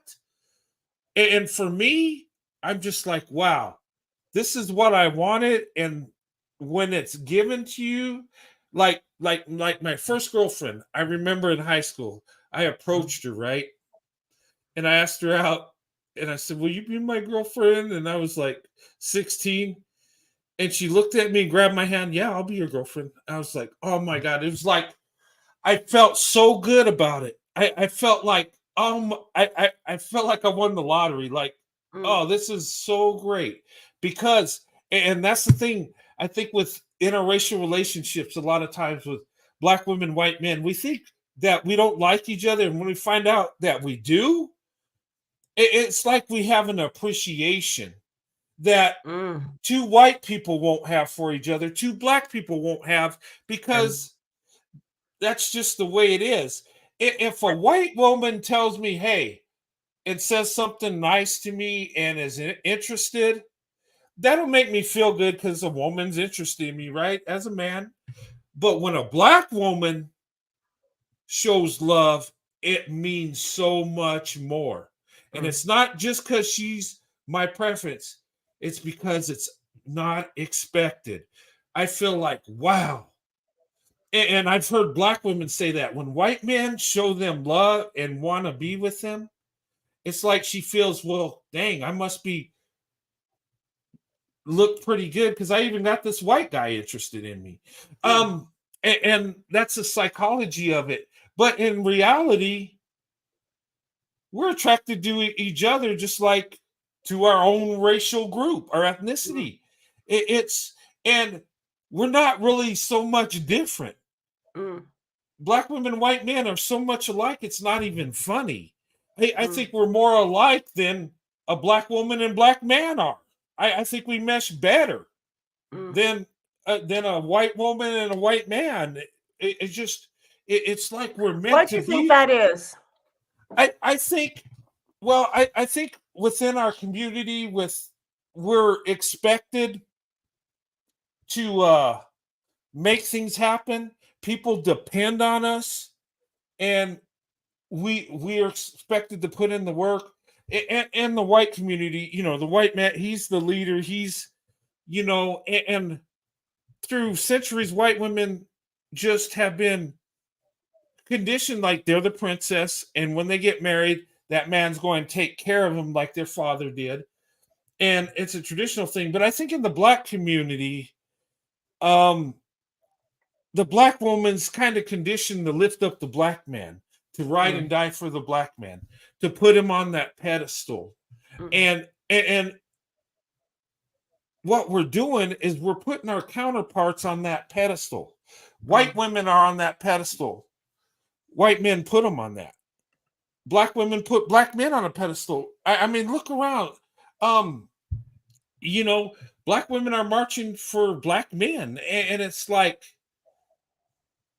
you know, and it's like we're in the opposite. So when we have people depending on us, and we come together, I think it's just that it's an appreciation, and I think it just feels good to have somebody love you like that. Not to say white women can't love white men, but what I'm saying, it's like you're not so much taken for granted, and you appreciate that. And when we come together, we've already been through the crap because we're in a interracial relationship. So it's like we have to fight to be with each other. And when we get to that point, we're into each other, and it works. Okay. Not always, but in general, we do better because of that. I think that we do better because we need to actually see each other.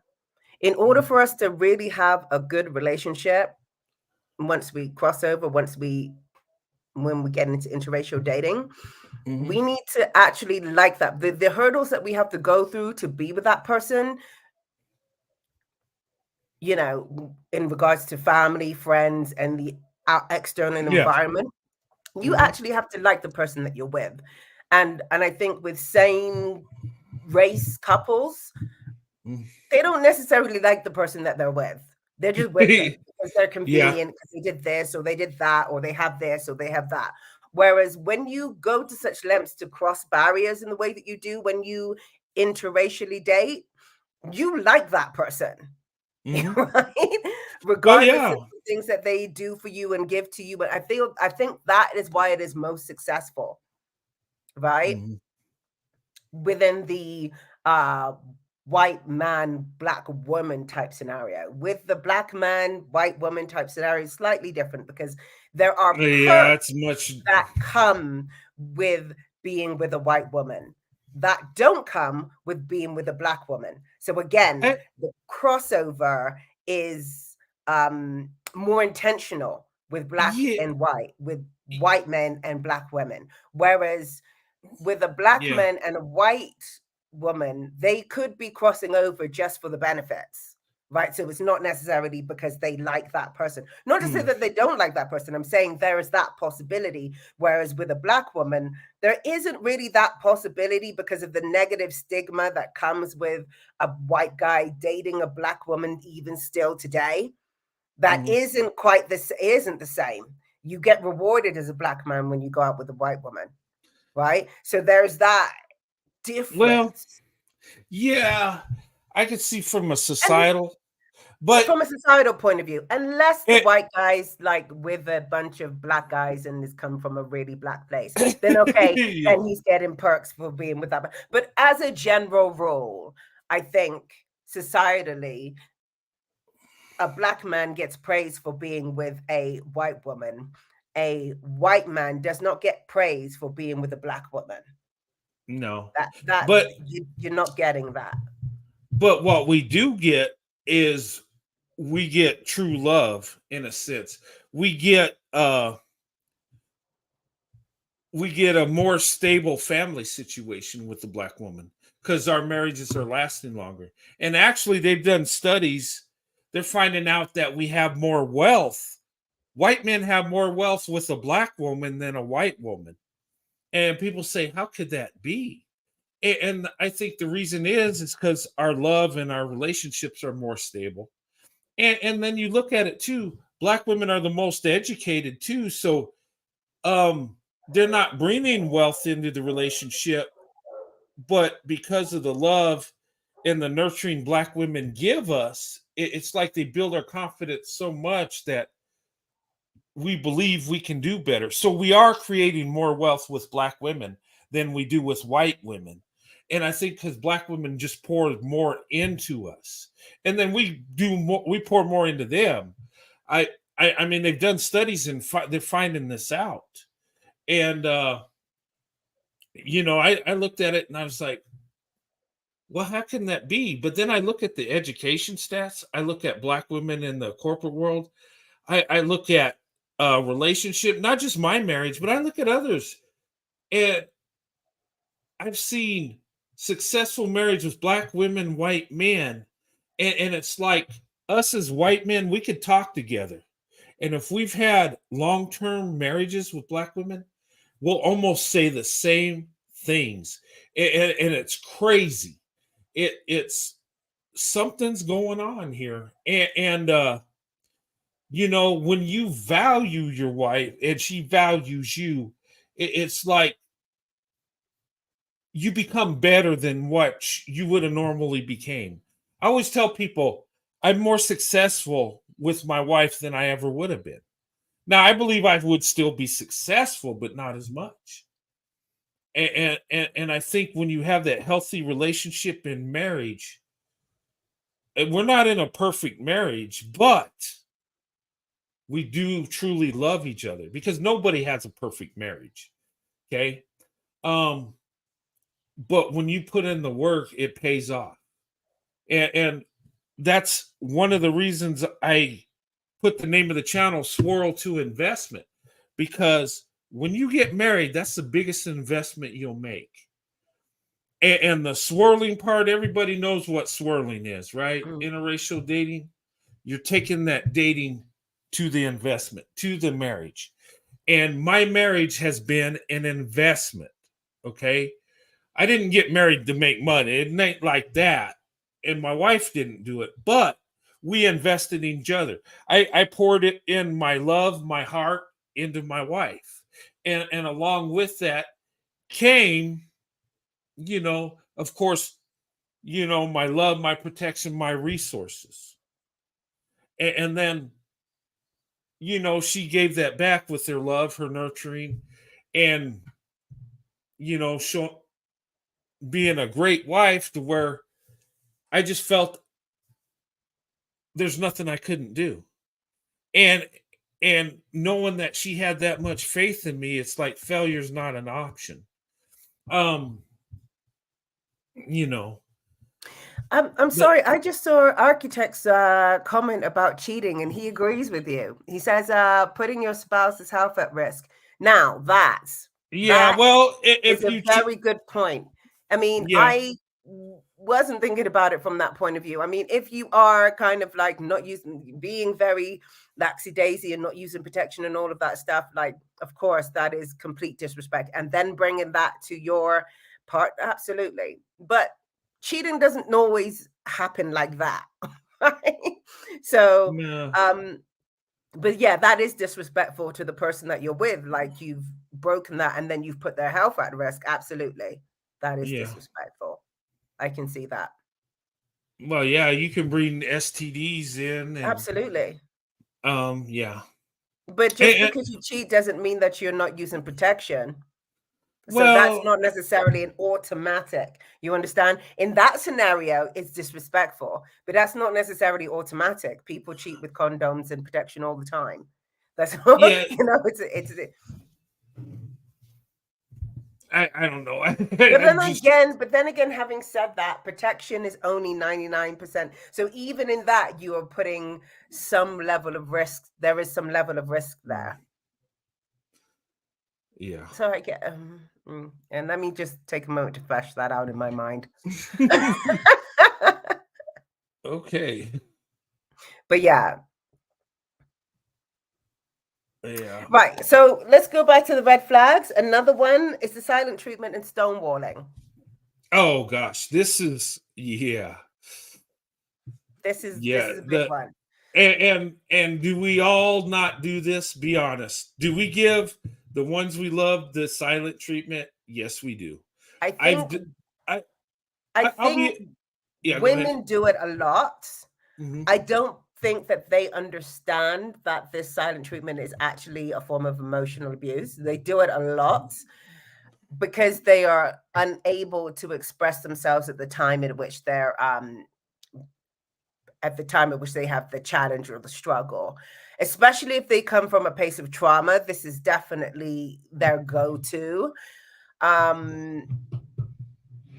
So I think it's really important in those times, because there's an intentional kind of emotional abusive type situation, and then there's what women do, which I think a lot of the time isn't intentional, but is actually still emotionally abusive, right? Yeah. So I feel in those times, raising awareness is a really good thing. Like I said, if they're coming from a place of trauma, it can be very, very difficult for women to express themselves and put forward their Yes. needs and put forward the things that they're not happy with in a healthy way. And that's when the silent treatment comes in, right? But in those cases, I feel like it's just a case of raising awareness. Whereas with men, I feel like I feel like it's more intentional, because men, no, because women use it as a form of punishment too. Because I was going to say men use it as a form of punishment, but no, women use it as a form of punishment as well. They'll say, "I'm not talking to you because you did this, and you should know what you did." So I suppose in that way, yes, it's equally as toxic. Yeah.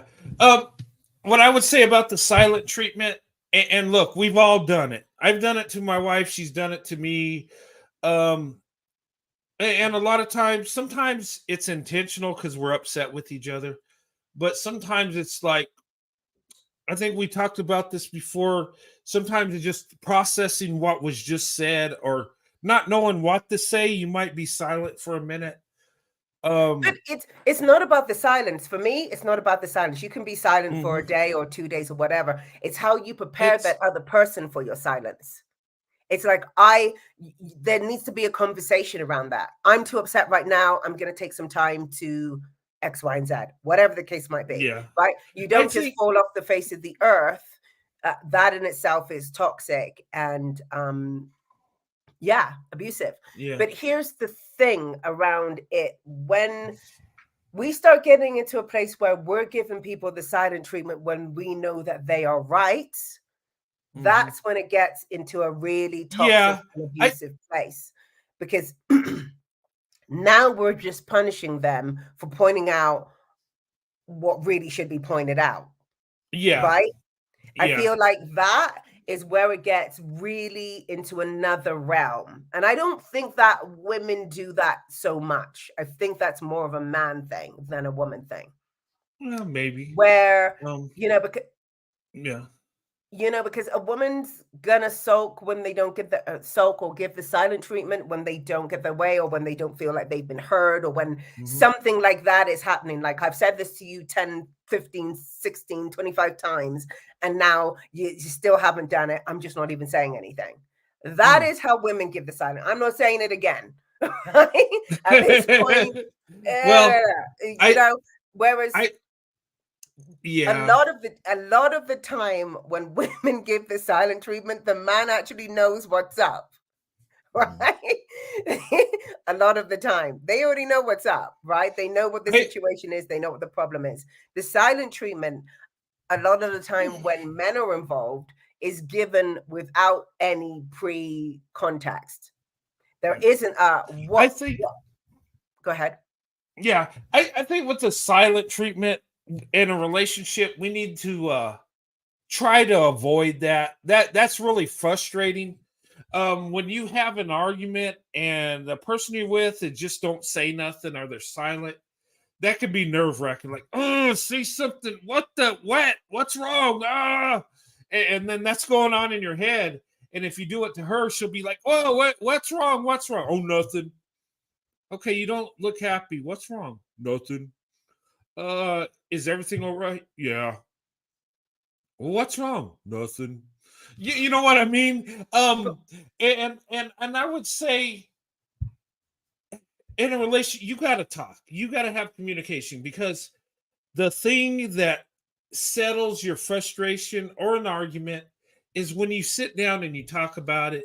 Because when you hear the other person say, okay, the reason, you know, I'm upset is because you said this but didn't do that, and you did this, and then you think about, oh my God, I forgot, I'm so sorry. And then you could say, okay, I understand. And maybe she's upset because you did something wrong that you didn't really see at the time, and vice versa. A lot That's of true. times, um you talk it out, and you can see, and if you love the person, you can see where they're coming from. And communication will get you to a place where, like, okay, I'm not always right. We like to believe we're always right, and we're Mhm. not. And that takes a little bit of humility, where you can admit, okay, this argument was because I said something that was stupid. I apologize. And we're human. And when you have that communication, you can work it out. Most of the arguments me and my wife have been in for all the years we've been married is most of it's silly things. Really is. But here's the thing. Yeah, go ahead. This is where it gets a bit tricky because yes, people give the silent treatment, and yes, it's a normal kind of dysfunctional type way of communicating, Mhm. right? But when it comes to a red flag, it's not used. It's used to shut down communication. Mhm. It's not a Yeah. communication dysfunction. It's actually used as a weapon to shut down communication. I don't want to talk about this Yeah. anymore. I'm going to give you the side. This is where it gets toxic, right? And I Yeah. feel like a lot of the time, a lot of people will say stuff like, oh, we have a communication issue. No, you have a toxic issue. Your person's being toxic. You can't have Mhm. communication because they're giving you the silent treatment. Mm. Right? Yeah. It Yeah. it's used as a weapon. It's not I'm frustrated right now, I'm going to be quiet, or I've told you a billion times, I'm not telling you again because I'm going to be quiet. It's not that type of thing. It's another realm at which they're making a wall between you and having healthy communication. Like you're Yes. reaching out, you're trying to have a conversation to get to the bottom of a situation, and that person is stonewalling you, is giving you Yes. nothing with that in order to shut down the communication entirely. Mhm. I feel like it's different. There's a nuance to it. I hope I'm communicating this nuance, Mhm. right? There's a difference between someone being upset and like being quiet, even though it's not acceptable. You need to say, I'm upset right now. You need to Yeah. Yeah. communicate the fact that you need space. That is a thing that you need to do in your relationships, full stop. Stop giving the silent treatment. It's not acceptable regardless, right? Yes. It's like you need to communicate and say you're upset right now, you'll get back to it later, or whatever the case might be. That's the only way to have healthy interactions, right? You Yeah. want to talk about it. And to say that you don't want to talk about it right now is one thing, but you then need to make sure you come back and talk about it at another time, not just say you Yeah. don't want to talk about it right now. Because again, that's just going into unhealthy territory. Yeah. You can't just dismiss it. Yeah. Exactly. And that's bringing it back to the red flags of crossing over. A lot of the time, we can excuse this as it being a cultural thing. Like, well, I'm expressive and he's not. I'm emotional Mhm. and he's not. When actually he's dismissing you, when actually he's Yeah. shutting you down, when actually those things are going on. You understand? So because of the culture, Black people are, expressive, and white people Yeah. in stereotypical terms are not. So then you think that you've got to adjust yourself to accepting that this person is not, when actually they're just It. giving you the silent treatment, they're shutting you down, they're dismissing you. That's Yeah. another red flag. Communication has to be Yeah. even better within the interracial space. Yeah. And I think too, the silent treatment, a lot of people use that as a weapon, Yeah, because the that's other my one point. will want to talk to you and want the situation to be okay. And some people will just give in and say, you know, okay, I was wrong. Or even if they're not, say, you know what, I'm sorry. You know what, I apologize. I just want, to talk to you. And sometimes they'll use that. And then the other person, and it could be a man or woman, will say, I got them. They're going to do what I want. They give you the silent treatment, and then you go apologize. Then you, you know, it's almost like you just give in and they'll use that as a weapon. So when they get Oh, silent, they'll give you the silent treatment until you apologize. yeah, That's where yeah. they'll give And you the silent treatment until you back down from whatever stance you were in.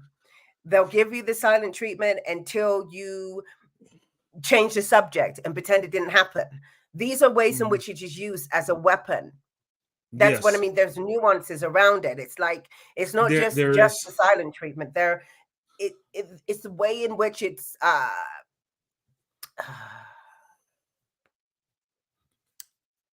want to say established, but that's not the right word. It's the way in which it's utilized, the way in Yeah, which it's done that makes it toxic, as well as just being quiet, right? yeah. And that can wear in a relationship because that person's going to get tired of conceding to you and Exactly. apologizing. And, they're going to be saying, okay, I can't be wrong all the time. How about you? You know what I mean? It's almost, it used in that way. It's like being selfish. Like I got to have it my way all the time. And if I don't get my way, I'm just not going to talk to you. Mm, And exactly. then the other person will say, well, okay, I'm sorry. And then just to, get back on good terms with you, will apologize and do, and that's not healthy either. No, That's a form of abuse. That's a it's form of emotional. control. Yeah, it Hmm. is emotional. Yes. And the silent treatment ain't good. If you can avoid it, do it. Now if you have an argument and you're going to say something you really shouldn't say, maybe you should be silent for a little bit. Say, you know what? Mm, I don't want to talk about it right now. Let me just step out and clear your head and then come back. Because when you're angry, sometimes you could say stuff that you really don't mean, but you just fly off the handle and say hateful things. mm, Um, you know, we do that. We're human. We'll say stuff to hurt each other that we love because of some silly argument. I've seen it happen all the time. mm, And we're guilty as people because we want to believe that we're right. And we get mhm, frustrated because our wife don't see it that way, or your husband don't see it the way you do. mm. And it just could be something simple, just how you're looking at it. Um, and that's where communication comes in. Then you get their perspective and say, oh my God, now I understand why you're mad at me. Yeah, Okay, I but you didn't can't see it communicate. before. But you Yeah. can't communicate with the toxic because they use that to shut it down. Yeah, well, they're But manipulating at that point. yeah, that's They're what I not mean. there's yeah, no reason. When you're in a relationship, you got to be reasonable. Mm, And that's what it's about. Um, and if you love that person, you're going to hear them out, whether you think they're wrong or not, and mm, explain how come you feel the way you do. Sometimes that's all it takes. A lot of times that's all it takes is just talk it out, and mm. it's like, okay, and then you see each other's perspective, and nobody comes out and wins the argument, sort of say, because it's not about winning the argument and being right. It's about settling it and doing it the right way, because sometimes you're going to be right, sometimes you're going to be wrong, and at that point, you know it's yeah. But that is a red flag. Silent treatment, Mm, yeah.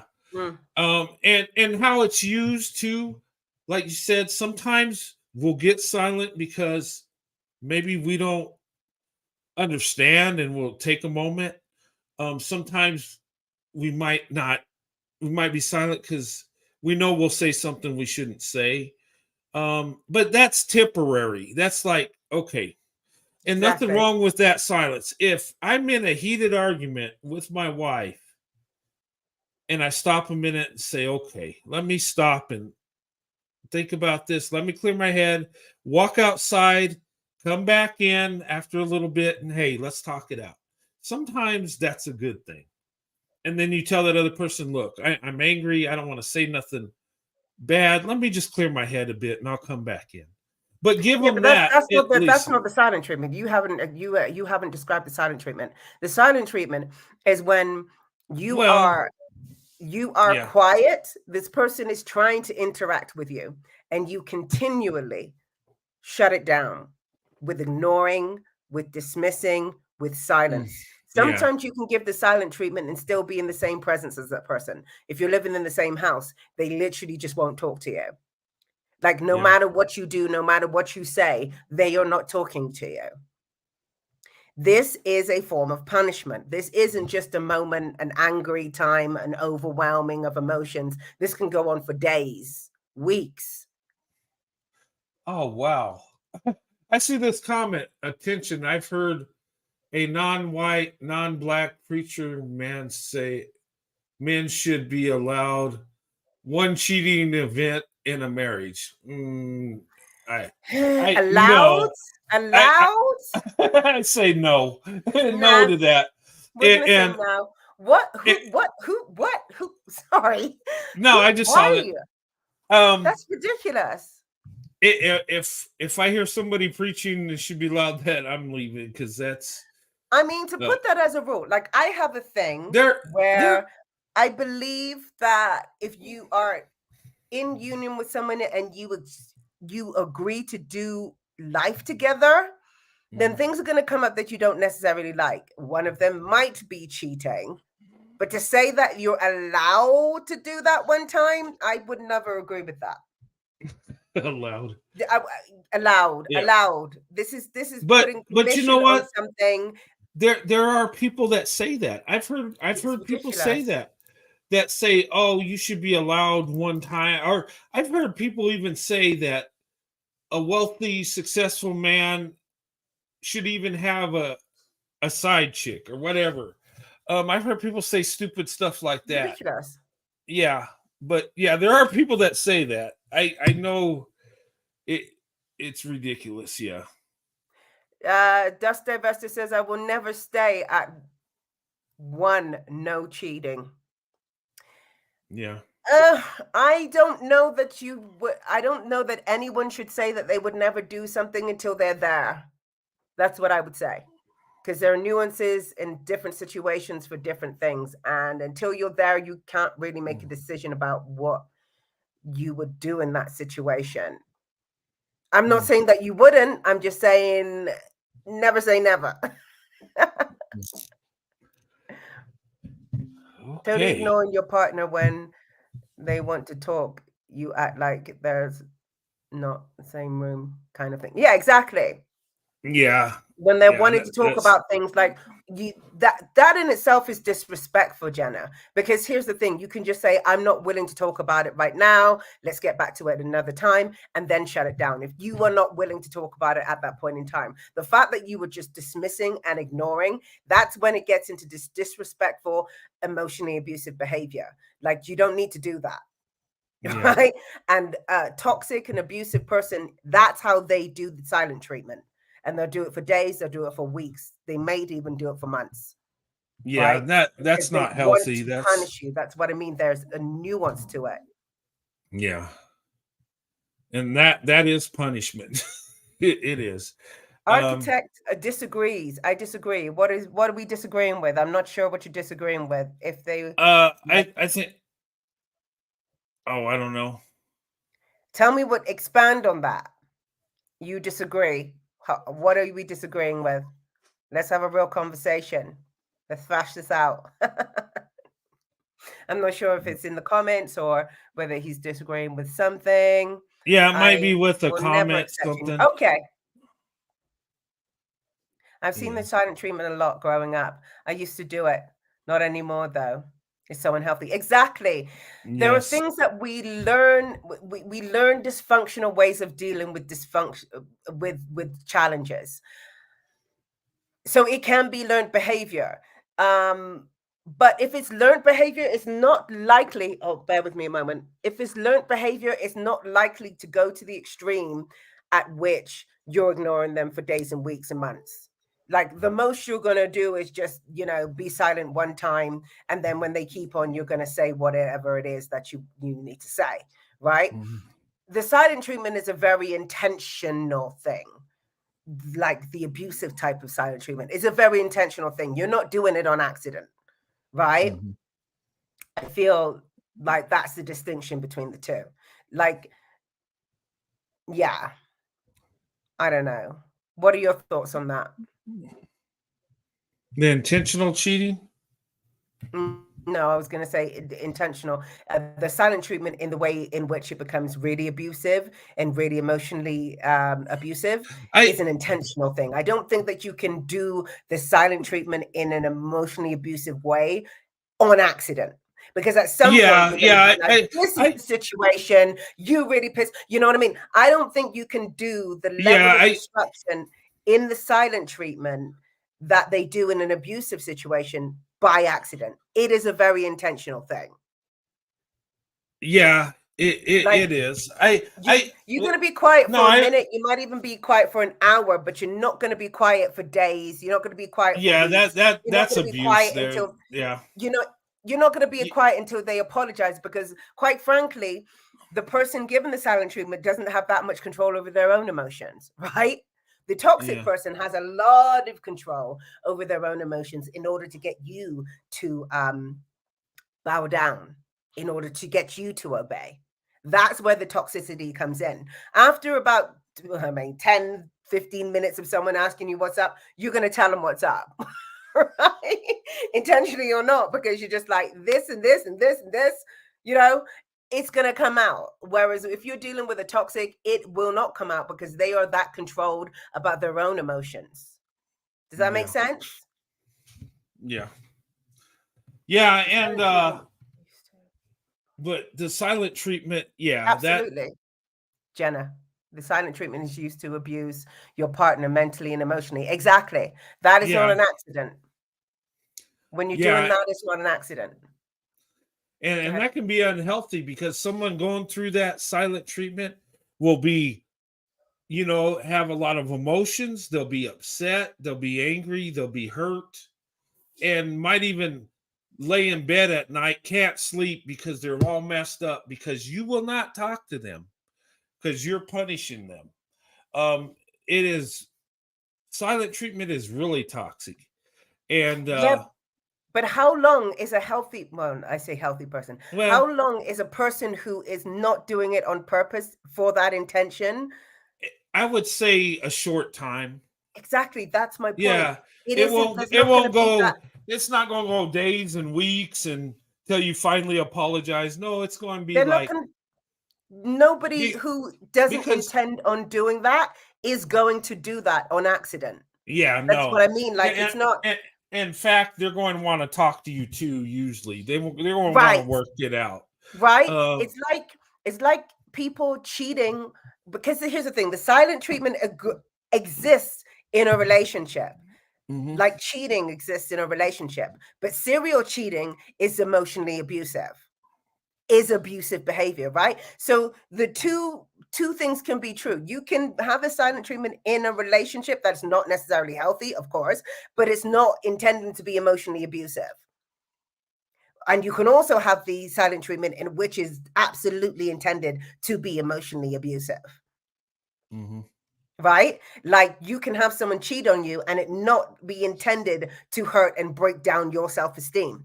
And you can also have someone serial cheat on you where it is absolutely 100% intended to break down your self-esteem. Does that make sense? Cheating, it's the same cheating, but it's done in a way in which it is systematically used to break you down intentionally. Wow. Well, if you're able to be broken down with serial cheating, I mean, you're really at a horrible place. You need a lot of help. You need therapy like crazy, because but they do a lot of things in that, because in order to serial cheat, it's got to be the other person's fault. So first of all, out the gate, it's going to be your fault. So you're already adjusting your behavior in order to accommodate them, and then you're getting to a place where they keep moving the goalposts. Like, it's your fault, and now it's your fault again because you didn't do X, Y, and Z now. So then you're now focused on, and that's how they break down your self-esteem in the process, right?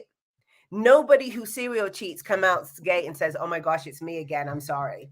that never happened. Sorry. Oops, right? It happened. Oh my God, not again. Again and again and again. It's me. No, they are emotionally abusing you at the same time as they are serially as they are cheating on you over and over again, basically. Yeah. Okay. Yeah. So. What did they say about cheating now? Cheating is a choice. Absolutely, architect. I think. I think we've already covered that. We've gone into the fact that there is no such thing as an accidental cheating. Now, if you're not aware, here's the thing, and here's the nuance in that. Because if you're not aware of,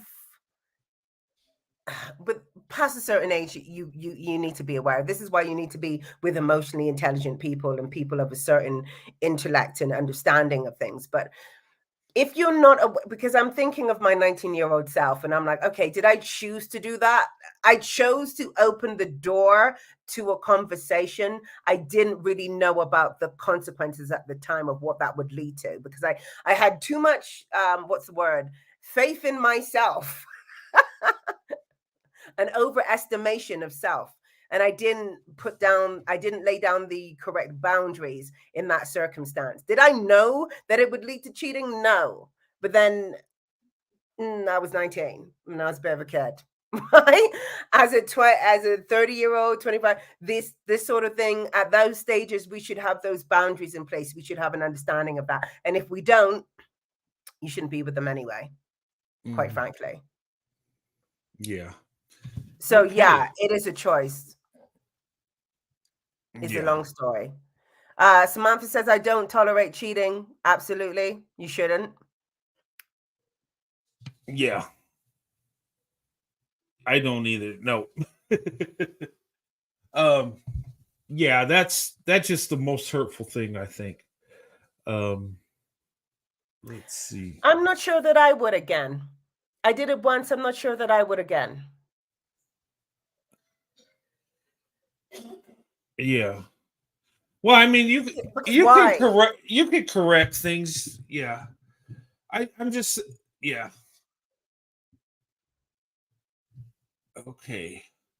I mean, I've accepted it before, but like I said, I was a kid. So I'm not sure that I would put myself through all of that again. But would you break down your entire marriage?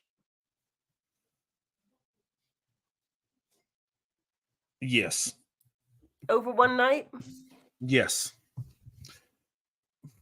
I'm being honest. Look, I don't accept it at all, especially in marriage. It's one thing to be young and dumb and dating everybody and you sleep around. Not saying that's right, but once you go into marriage, that's a whole different thing.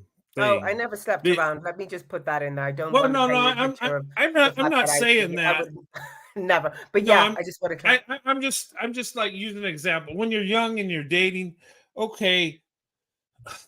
I'm not saying it's right, but really, in a biblical aspect, you shouldn't be having sexual relations till marriage anyway. So is that really cheating or is that fornication? Both, isn't it? Well, Miss Bree says, I'd say yes, because my partner broke the marriage first. There's nothing left to defend after that point. Fair point. Yeah. It hurts so bad when a man cheats on you. Going to see a man about a dog months later, find out he had a new baby. Wow. Oh my god. Yeah. Yeah. Ooh. Yeah. But anyway, if we avoid the red flags, we won't have to, maybe we can avoid the cheating thing. Prism says, done a phenomenal job. I think healing for better relationships outside your race is touchy. and many don't want to. I think healing in general is an essential thing to do, whether you're doing it to date outside your race or not. Like we all need to be working on healing ourselves from whatever trauma we faced in our lives, because we've all had some form of trauma. That's the thing around it. A lot of people think that it's like growing up, especially within the Black space, but then also within the white community, there's a lot of neglect and abuse that goes on in childhood. Now, a lot of people look at it from the within the race of Black people because they were hit as kids and stuff like that. It's more obvious. But within the white demographic, you've got more neglect to abuse around neglect. Neglect of acknowledging emotions, neglect of maybe even not setting boundaries in parent, being the gentle parent, but not in a healthy way. That is also a form of neglect, right? This causes trauma.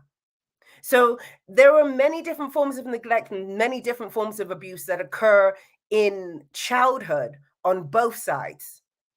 But people look at the Black community and say, oh, they're all traumatized because of their childhood, not understanding the level of trauma that exists within the white community as well. So I think we all need to be healing from some form of trauma from our childhood, quite frankly.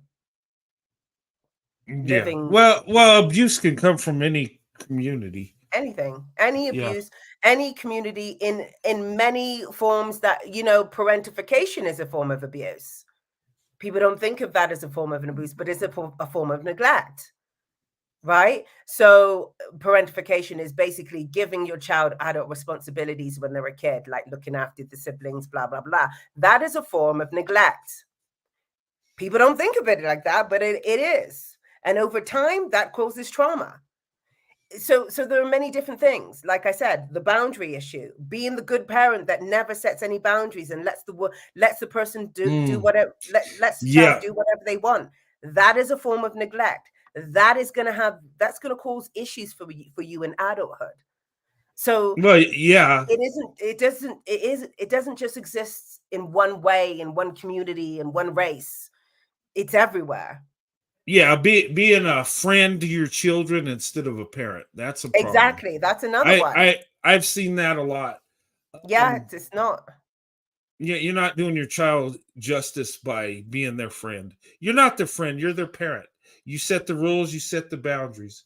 Don't try to be that cool parent that hangs out with your kid. No, that never ends up good. I knew. Heck, back when I lived in Colorado, we had this neighbor, and she was a single mother, but she wanted to be hip with her daughters, and she went with her daughter, and they got tattoos together, and she would let her get away with no. You're a parent. You're not. How old was the daughter at that stage when she went and got tattoos?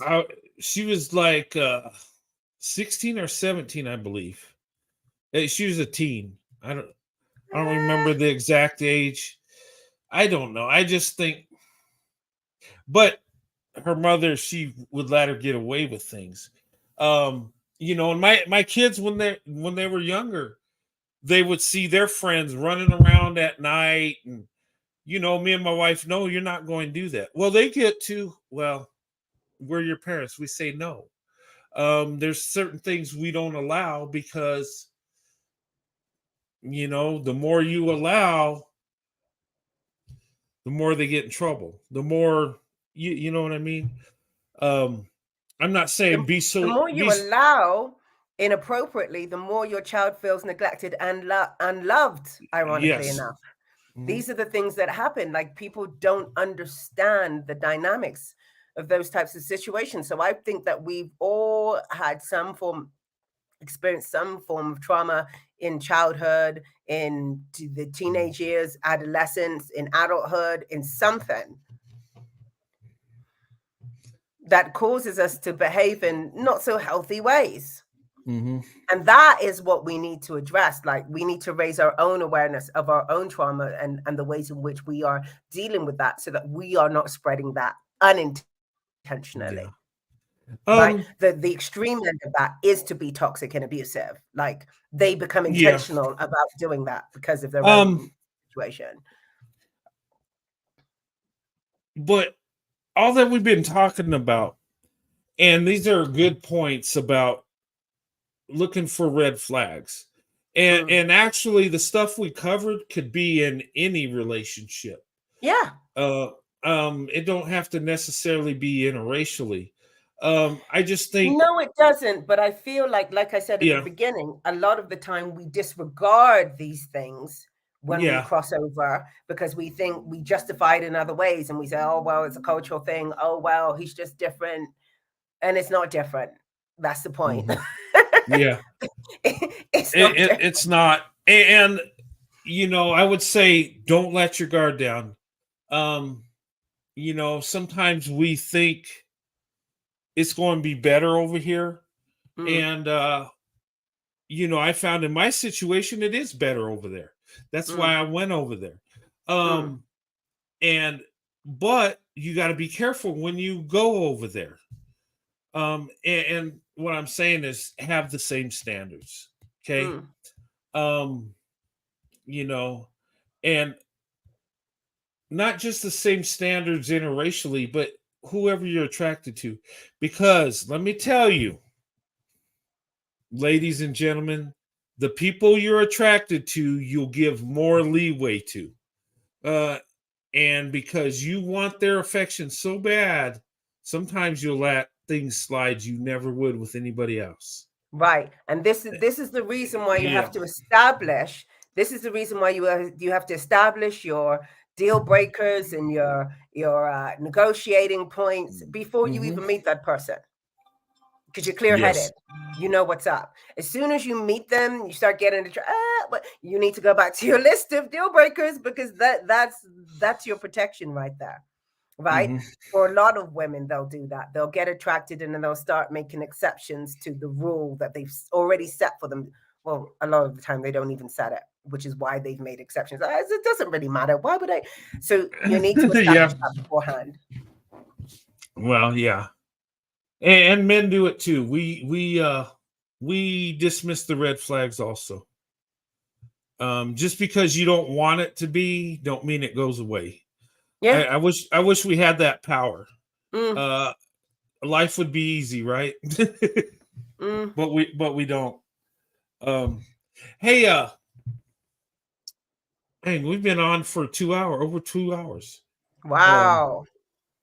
but the whole thing, I wanted to bring Miss Lewis up here is to talk about this because it's important. Mm. And check out her channel. She's got a good channel, and she talks about relationships and stuff and the trauma and how to. Well, Yeah, you I can kind of explain more about what your channel is yeah, I than I kind of can. highlight the red flags and explain how they show up in relationships, give examples and stuff like that. I do a lot of breakdowns using social media, celebrities, and things like that in order to show how toxic relationships, toxic dynamics really show up in real life. I also talk about how trauma shows up for women in their relationships and in their own lives, basically, and how to deal with that.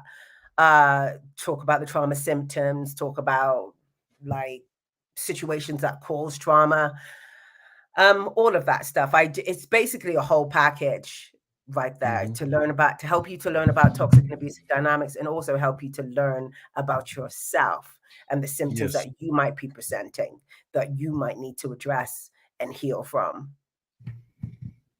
You're most welcome, Beverly. Thank you. Thank you for Yeah. being here. Thank you for listening. Yeah. But okay. Do you have any more red flags you want No, to that was add? it. Okay, that was pretty good. Look, I thought Miss so. Lewis, I thank you for coming on. This was awesome. Check out her channel. She's got a great channel. You could tell she's very intelligent, got it together, and you know, she can see the red flags, and and a lot of us can look. But a lot of times I think it's not that we can't see it. I think it's just we don't want to see it. Are we uh have a false sense of hope that it's not what it is? Um That can and that's also stem from trauma, by the way. yeah, Not wanting to see it, putting the wool over your own eyes type thing. That can be a trauma response, unfortunately. yes. Oh, sorry. Before we go, I want to show you guys this TikTok video. Go ahead. It's really neat. This man saved this little girl during Hurricane Katrina, and he adopted her.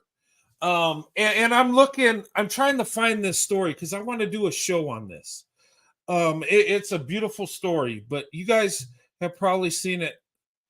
Brent did a Oh, thanks, Alexander. Brent did good. Angelina, you are awesome. I'll see you on Thursday morning. Oh, great. Oh, you gonna go over to Alex? Thank you, Alexander. We'll have to check you out over there. Yeah, thanks so much, Alexander. I appreciate that. Um, thank you for the super chat. Yeah, let me show this because this is a beautiful story. Did her 20 years ago. This is Okay. I'm going to stop it. Okay, you see, he adopted her 20 years ago. Mm-hmm. This is what she did to repay him. Look at the picture. She's a little girl, little black girl. He's in the Air Force, and that's her now. Over to the right. She's grown up. She's a grown woman now. Okay? But he tells the story. He adopted her 20 years ago. This is what she did to repay him, part 2. The woman was so grateful for her dad adopting her 20 years ago when she was a little girl. She was able to go to the best schools because of him and graduated at the top of her class. She then went to medical school and became a doctor. But it wasn't enough for her to say thank you. She felt that she had to do something to repay him. So for his retirement, she bought him a house. A beautiful house that cost almost $5 million. Immediately when he saw what she did, he burst into tears. Wow. Okay. This is a beautiful story. Okay. This man, okay, you remember Hurricane Katrina, right? When the flooding was taking place, he saved this little girl and ended up adopting her. I don't know what happened to her parents. I would like to find out. I would love to cover this story. But he adopted her and she was able to go to school, get her medical degree, and she must have been very successful to buy her dad a $5 million home. I mean, that's crazy. But there's love there. And the love would have been there regardless if she did that for him. But he took on a little girl, brought her into his family, adopted her, and she repaid him. And I don't know, that's just a beautiful story. I remember hearing about this when Katrina took place. He saved that little girl and took her in. But I just wanted to show you this. I thought that was a beautiful story. Yeah, it's very like beautiful story. Yeah. She did well for herself to be able to afford that. Yeah, I mean, wow. Okay, you make a lot of money for a living. Wow. I don't know. I would like to find out though. If you guys have if you find any material on this, I'm searching. Send it to me. I'd love to do a show on this. I think this would be a nice story to cover.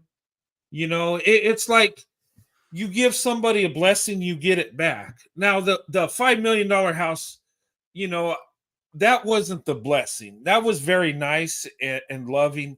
But the blessing is she grew up happy, loved, and successful. That's the blessing. And they're a family, right? That's the blessing in the whole thing. Now, she bought her dad that house when he retired as, hey, I love you, thank you. But he wasn't expecting that. He wasn't, but there's love there. And just seeing that, I was like, I gotta show this. This is so much crap goes on in this world, so much corruption and garbage. I love Yeah. showing stories like this where people blessing one another, and that's awesome. But anyway, That was beautiful. yeah, I would like to thank you, Miss Lewis. Thank you so much. I enjoyed having you on. And thank you for having me, Brent. It was an absolute pleasure. Love the discussion. Yeah, I love having a discussion with you. I know we talked prior, and guys, we talked prior before coming on the show to kind of do a rundown. And I mean, it was just awesome talking to Miss Lewis. She's got a sweet spirit about herself, and and we had a great conversation. And you could tell that she cares about women and people in general. She really does. She's got a big heart, and and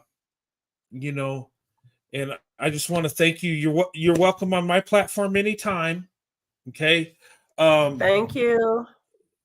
Go over to her channel. Beverly Johnson says, "What's the name of your YouTube channel?" Okay. It's right here in this section right here. It says the LW Academy Hub.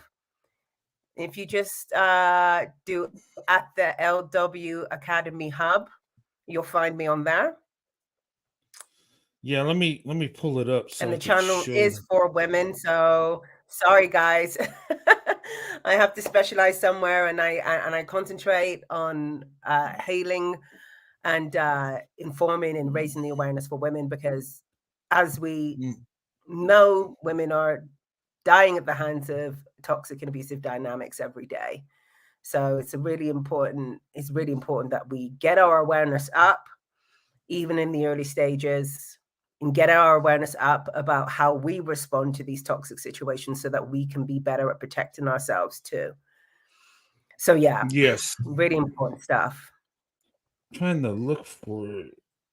Thank you. Winter Glow. Can you not find it? I'm looking for Academy Hub. How strange. LW. How do I subscribe to you at the LW Academy Hub? That's weird. Maybe I'm typing at the LW Academy.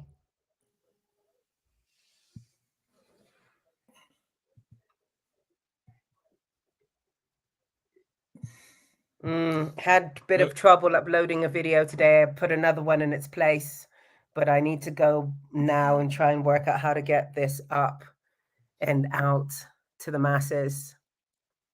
Gosh, I can't find it. What's going on with my thing? You can see it on my screen, right? It's right here on the screen. Yeah, if you guys look at our screen, let me highlight. No, but if are you typing this on the screen? Oh, trauma? No. The LW Academy Hub. It's right here. I didn't put the at. That's probably why. Maybe it should have been fine anyway. That's weird. I can't test it because it's automatically going to come up for me, isn't it? Because I'm always on there. HE. I'll get it. LW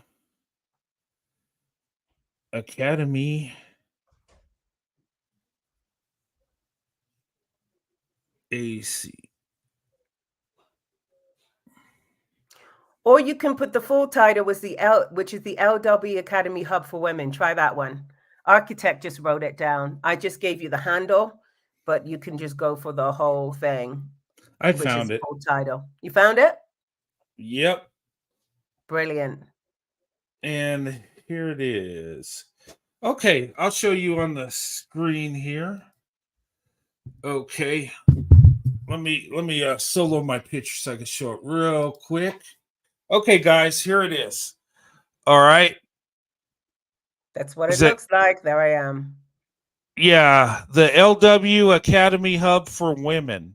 Okay, check out her channel, show her some love, and subscribe. Okay, it's for women, but are you okay with guys subscribing just to watch in the background? Yeah, Or if you want to subscribe and watch and support, that's great. yeah, but it is a woman's channel, so But it's a woman's channel, so don't get funny when I'm yeah, not addressing men. don't come up there and say they're talking about a women's issue and hey, well, I'm a man and I'm doing this. Or that happens to Yeah, men too. It's like, yeah, that we're aware. we get what about us? We get abused. Can I come up and talk about it? No, Right. you Don't do that. can't. Yeah. No, I don't think anybody would do that. But yeah, ladies, check out her channel.